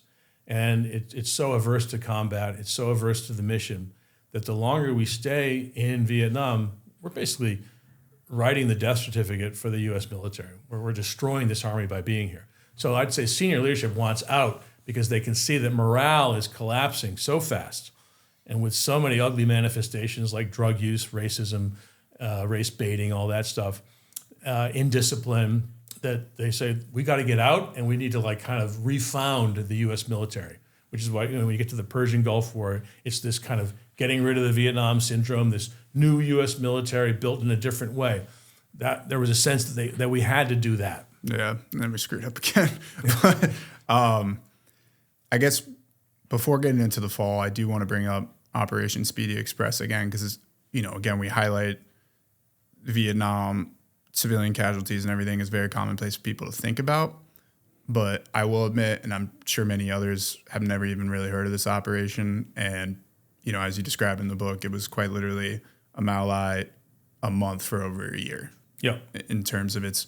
So what happened there? And I guess why was it so detrimental and, kind of horrific? Yeah. For lack of a better word. Well, Operation Speedy Express, it was begun late 68, but it's basically waged in the first 4 or 5 months of 1969. And it's hugely controversial because the commander of the 9th ID that was 9th ID was always in the Mekong Delta. The Mekong Delta is 4 corps, the southernmost chunk of South Vietnam. It's like where all the food is grown and where between a third and a half of the South Vietnamese population lived in 4 corps, the Mekong Delta. And at any given time, 50% of the VC force in South Vietnam was in the Mekong Delta. Because it was the hardest for the NVA to infiltrate because it was the furthest from North Vietnam. So most of the fighting there was done by VC. And in early 1969, it's just absolutely infested with Viet Cong, and they're basically on the front foot because Johnson's like left office, Humphrey's been beaten, Nixon's come in with his secret plan to end the war. Everybody knows the Americans are losing, right? Mm. And so like the VC are dominant. Well, the guy who's replaced Westmoreland, Creighton Abrams, says, what we have to do with this peace coming together, because Nixon's reopened these peace talks in Paris and wants to get this thing done, we need to take back as much land as possible all over South Vietnam so that when an armistice is proclaimed in Paris and they freeze the lines in place, we control more territory in South Vietnam than the communists. So Speedy Express is part of the land rush, this what MacV called the land rush, get back as much territory as possible. The problem is, especially the Mekong Delta. The Mekong Delta is like the most thorny theater in South Vietnam because it's like watery, marshy. Yeah, it's the worst place for combat. It's the Mekong Delta where, this huge river that comes down from Tibet and feeds through Laos and Cambodia and then empties into the South China Sea. All these little tributaries and rivulets, and they're all connected by canals, and you've got so all the land is either being farmed or is inhabited. Everything else, so it's very hard to pry out the enemy because they're always living among the people. Mm-hmm. And so the U.S. military wanted no part of it, and so it was always an ARVN theater. But the ARVNs are hopeless; they just stay in the main towns like Can Tho or My Tho, and they stay in their posts and they go out on these walks in the sun, but they don't really disturb the VC. So Julian Ewell, commander of the 9th ID, and one of his brigadiers, Ira Hunt, they say, okay, we're going to take the gloves off. We're just going to treat basically everybody in this province as VC. So they basically go in and they basically announce everybody should leave. If you're around, then we're going to kill you. And so they basically kill people during the day. They launch these, they're called Phantom 3 missions with the Cobra helicopter, the Cobra gunship, which has just been introduced into Vietnam. It's just this marvel. It's much quicker than the Huey. It's much less vulnerable to anti-aircraft fire. It's skinnier. It's better. It's the pilot and co-pilot. They sit one behind the other with a total view of the airspace. They've got nothing but ammunition, rocket pods. But you can't use this platform in the Mekong Delta. It's so thickly populated. This is a platform developed for fighting the Soviets on the central plains of Europe. So they're sending these things in day and night and just shooting up. They see a couple of buffalo boys. They shoot up the buffalo. They shoot up the boys, and they'll see peasants running away. They'll shoot up the peasants, and the guy will be like, "But those are just peasants." And he goes, "Anybody, because like Hunt and Ewell would go along on some of these men. It doesn't matter. Kill them all. If they're here, they're VC." So they get a record body count of 11,889 VC killed in this 4-month operation. And people look at the weapon seizures, and they get a few hundred weapons. Yeah, it was like 700. 12,000 VC. Like, where are all the weapons? And then they'll say, "Oh, well, we captured so many weapons, we threw them into the river." They'll say this even during the dry season when the river's dry, so they can verify there's no weapons in the And so it's obvious they're just killing people. Plus, we had plenty of witnesses. There's a book by a guy named Nick Terse, and about Speedy Express, and and he goes into real detail about it. And but they interviewed people, and then Time and Newsweek and Life send journalists who talk to villagers, and they talk about how the VC have killed some people here, but the people that kill the most of us are Americans.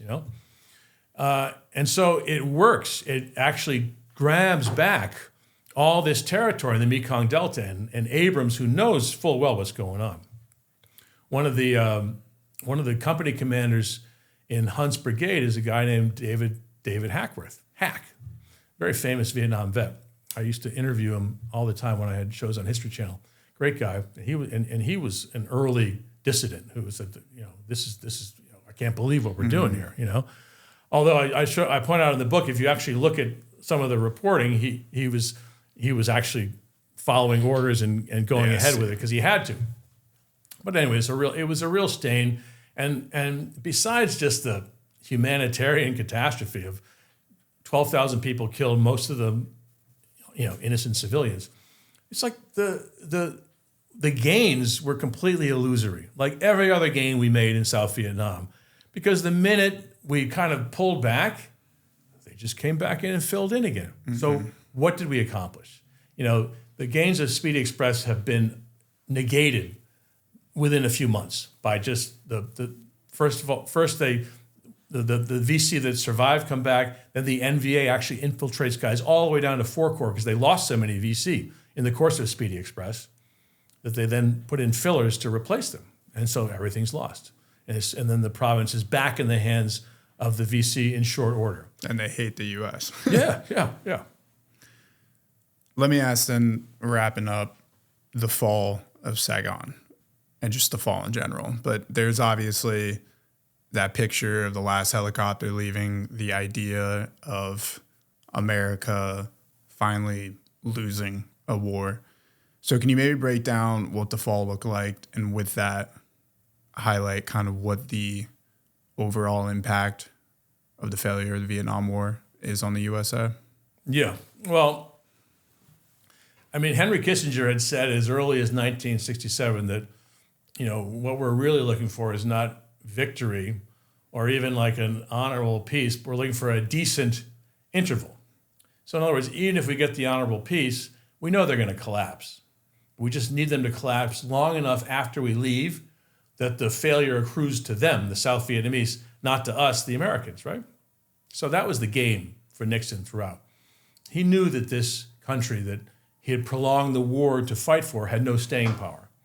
But he wanted to be able to posture that I won, I carried the ball over the goal line, I got a peace treaty that stood up a two-state solution, right? Mm-hmm.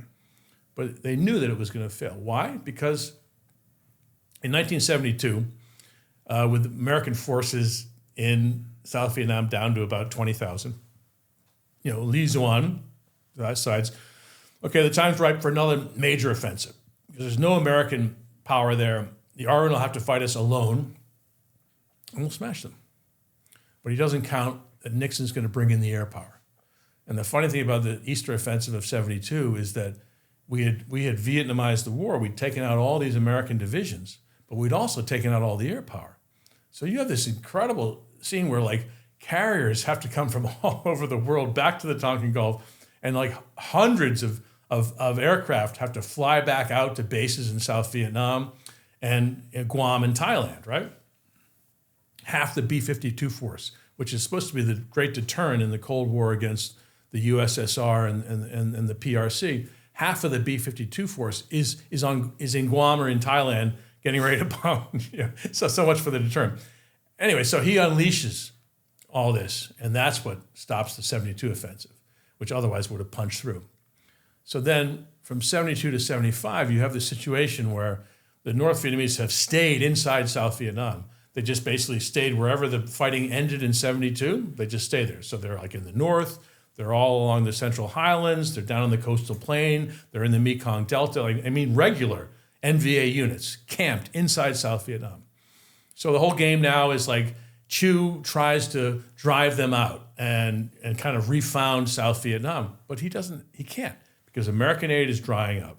Nixon is forced to resign. Jerry Ford comes in, Congress turns totally against the war, especially after Watergate. All the Watergate babies get elected. They're totally fed up with this war. They want it to end at almost any price.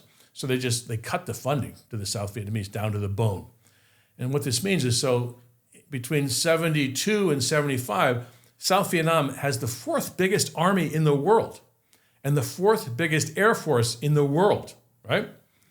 But they don't have pilots. They don't have gas. Remember, in this period, we have the first oil shock, right? Yeah. When gas prices go through the roof. So suddenly, this limited American aid is not paying for the kind of gas it paid for before. And so they can't drive. They can't fly. So they take a lot of pilots out of the cockpit and turn them into infantrymen. Then their ammunition gets cut because this limited American aid doesn't pay for a lot of munitions. So they're not getting enough shells. They're not getting enough bullets. And so by 75, I have a quote in the book where one of these army officers goes, we used to be like the First World Army, and they were the guerrillas creeping around only at night and needing jungle, foliage to cover their movements. Otherwise, they'd be set upon. Now we're like the little guerrilla force, and they're the superior. They've got more armor. They've got better everything, right? And so this is what happens in 75. The North Vietnamese come again. They lead with like a little probing offensive to see if President Ford will intervene the way Nixon had in 72 and send back the air power, and he doesn't. He blames it on Congress. Congress tied my hands, but he has no interest. In all his speeches, he talks about getting past Vietnam, moving on from Vietnam. So they're forced to fight alone. And they would have done better had they had enough fuel, had they had enough ammunition, had they been able to raise pay and living standards for the troops and their families. But no, by now the troops and families are scrounging around. They're not even being fed, let alone paid. Mm-hmm. They don't have enough ammunition. They don't have any fuel. So almost everywhere, unless they're encircled, they run. And where they're encircled, they'll fight doggedly because they have to. And then in short order, in April 75, they've basically, all of these attacks on the frontiers have kind of flowed down to Saigon, and they're around Saigon. And this is, it's really kind of a black day for the South Vietnamese military. You have like all the senior brass, like the chief of the Joint General Staff, the Air Force chief, the Army chief. They all show up at the U.S. Embassy, take off their uniforms, while their troops are fighting on the outskirts, trying to halt the influx of North Vietnamese troops into Saigon. These guys are all getting on helicopters and getting evacuated in civilian clothes without telling their troops, So you see that, and then as for the American evacuation, it's needlessly hard, and it's so much like what happened in Afghanistan. In Afghanistan, we were surprised by the rapidity of the Taliban takeover, as we were in Vietnam, but B, we didn't want to take precautions because it would demoralize the Afghans, right? Well, the same thing played out in South Vietnam. Graham Martin, the U.S. ambassador, didn't want to start burning classified material, evacuating senior people, because the South Vietnamese would notice and say, hey, we're going down the tubes, why fight, right?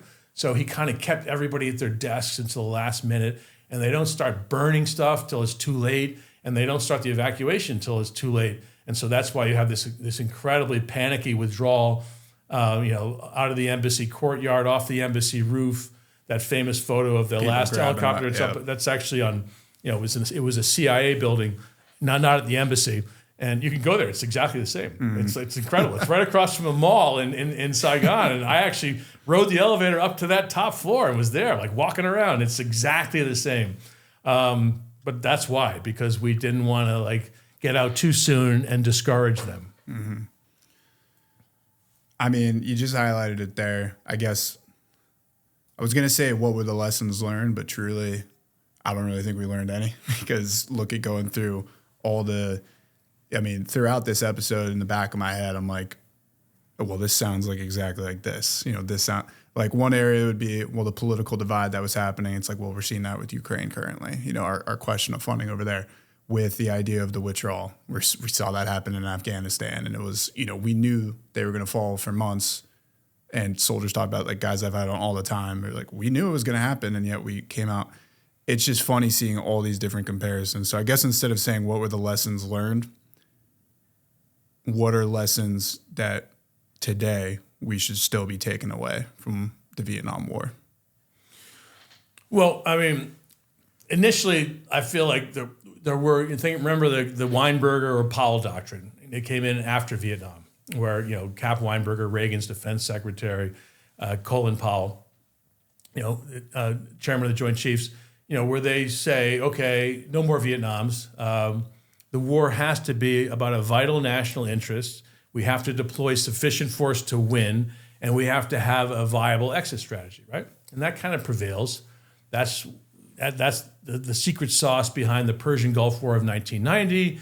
And then if you think about the debates after that, I mean, during that, when we whooped Saddam's ass on the the Kuwait-Iraq border, and some of the hawks are like, we need to go on, we need to go to Baghdad, and we need to like rub Saddam's face in it and show him that he lost. And then you have Dick Cheney of all people, Secretary of Defense, is saying no, and Colin Powell, is saying no, that'll get us into a tar pit. It'll be like America's Lebanon. It's going to be a failed state, and we're going to have to hold the bag and kind of rehabilitate it, right? These are the same guys that will take us into that exact fate in 2003, right?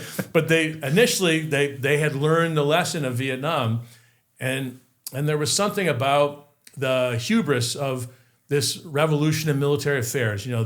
This fact, the collapse of the Soviet Union, America emerging as the only superpower in the world with kind of unlimited ability to do whatever the hell it wanted, right? Mm-hmm. That made us think that no, not only can we do what we want, but we have modernized our military to such an extent with precision munitions that didn't exist in the Vietnam War, and with all these standoff capabilities and ability to basically leverage small forces with great effects. We can knock over regimes now, and then kind of parachute in the exiles to take over and run it in our interest, right? So there was that hubris that developed. But in 1990, we still had learned the lessons of Vietnam, and then we lose them in Iraq and Afghanistan, and I feel like we've learned them again. I mean, Donald Trump's, he's a guy that says, no more Iraqs or Afghanistans. Yeah. And he talks about how Ukraine. Vietnam was like, the reason I didn't want to go to Vietnam was it was a stupid war. You know what I mean? So it's like, so you feel like he learned the lesson, right? But I think what my book shows is that there's this too easy resort to military force in American politics. People politically too easily say we need to go in there and win this thing, or we need to punish that group, or we need to support the troops with more funding and we need to take on this mission to assert our superpower status and that sort of thing. And I heard this really interesting stat the other day that Xi Jinping's Belt Road Initiative, this hugely ambitious project of building roads and railways and airports and ports all over the world, has cost 1/10 of the cost of our war in Afghanistan. And look at the effects. I mean, he's got political control of most of sub-Saharan Africa because of Belt Road. He's got control of most of Southeast Asia because of Belt Road. What do we have for 10 times as much expenditure in Afghanistan? Nothing. Mm-hmm. It's a net negative, actually. When you think about all of our inflationary pressures, all of our national debt pressures, a lot of it stems from these stupid wars that cost so much money, right? So, that too easy resort to armed force leads us into these kind of hugely expensive quagmires. I do think that America has, it's been reminded of the Vietnam lesson by Iraq and Afghanistan, and I imagine that lesson will hold for a while. Let's hope so. Because hopefully forever. Yeah, I hope we don't have to learn it again. Because again, it's crazy how much history in itself rhymes. But Professor, this was an honor and a pleasure. I recommend everybody to go read the book. We barely scratched the surface today. We covered a ton of stuff, and we barely scratched the surface. It's one of the most comprehensive, detailed, and valuable books, writings, anything, any type of media on Vietnam. So I want to thank you so much for coming on today, for sharing your knowledge with us. And of course, like I said, everyone go buy the book. But with that, is there any other areas that you'd like to shout out for any of the viewers where they can contact you or find or anything like that? Well, you can find me on X at Geoff Wawro. I got a website, geoffreywawro.com, which point you to some of my other books and articles on other conflicts, and or some of my trip reports from places like Iran and South America. But yeah, so I'd love to hear from people, and I'd love to come back on and talk some more about this book or other books. You know, it's been a great experience, Connor. Yeah, no, absolutely. Like I said, we're going to get you back on here shortly, and we'll we barely scratched the surface on this. And like I said, you have such a vast knowledge of history as well that there's tons of topics we can cover. So I'm really excited for it, and yeah, looking forward to the next one. Awesome. All right.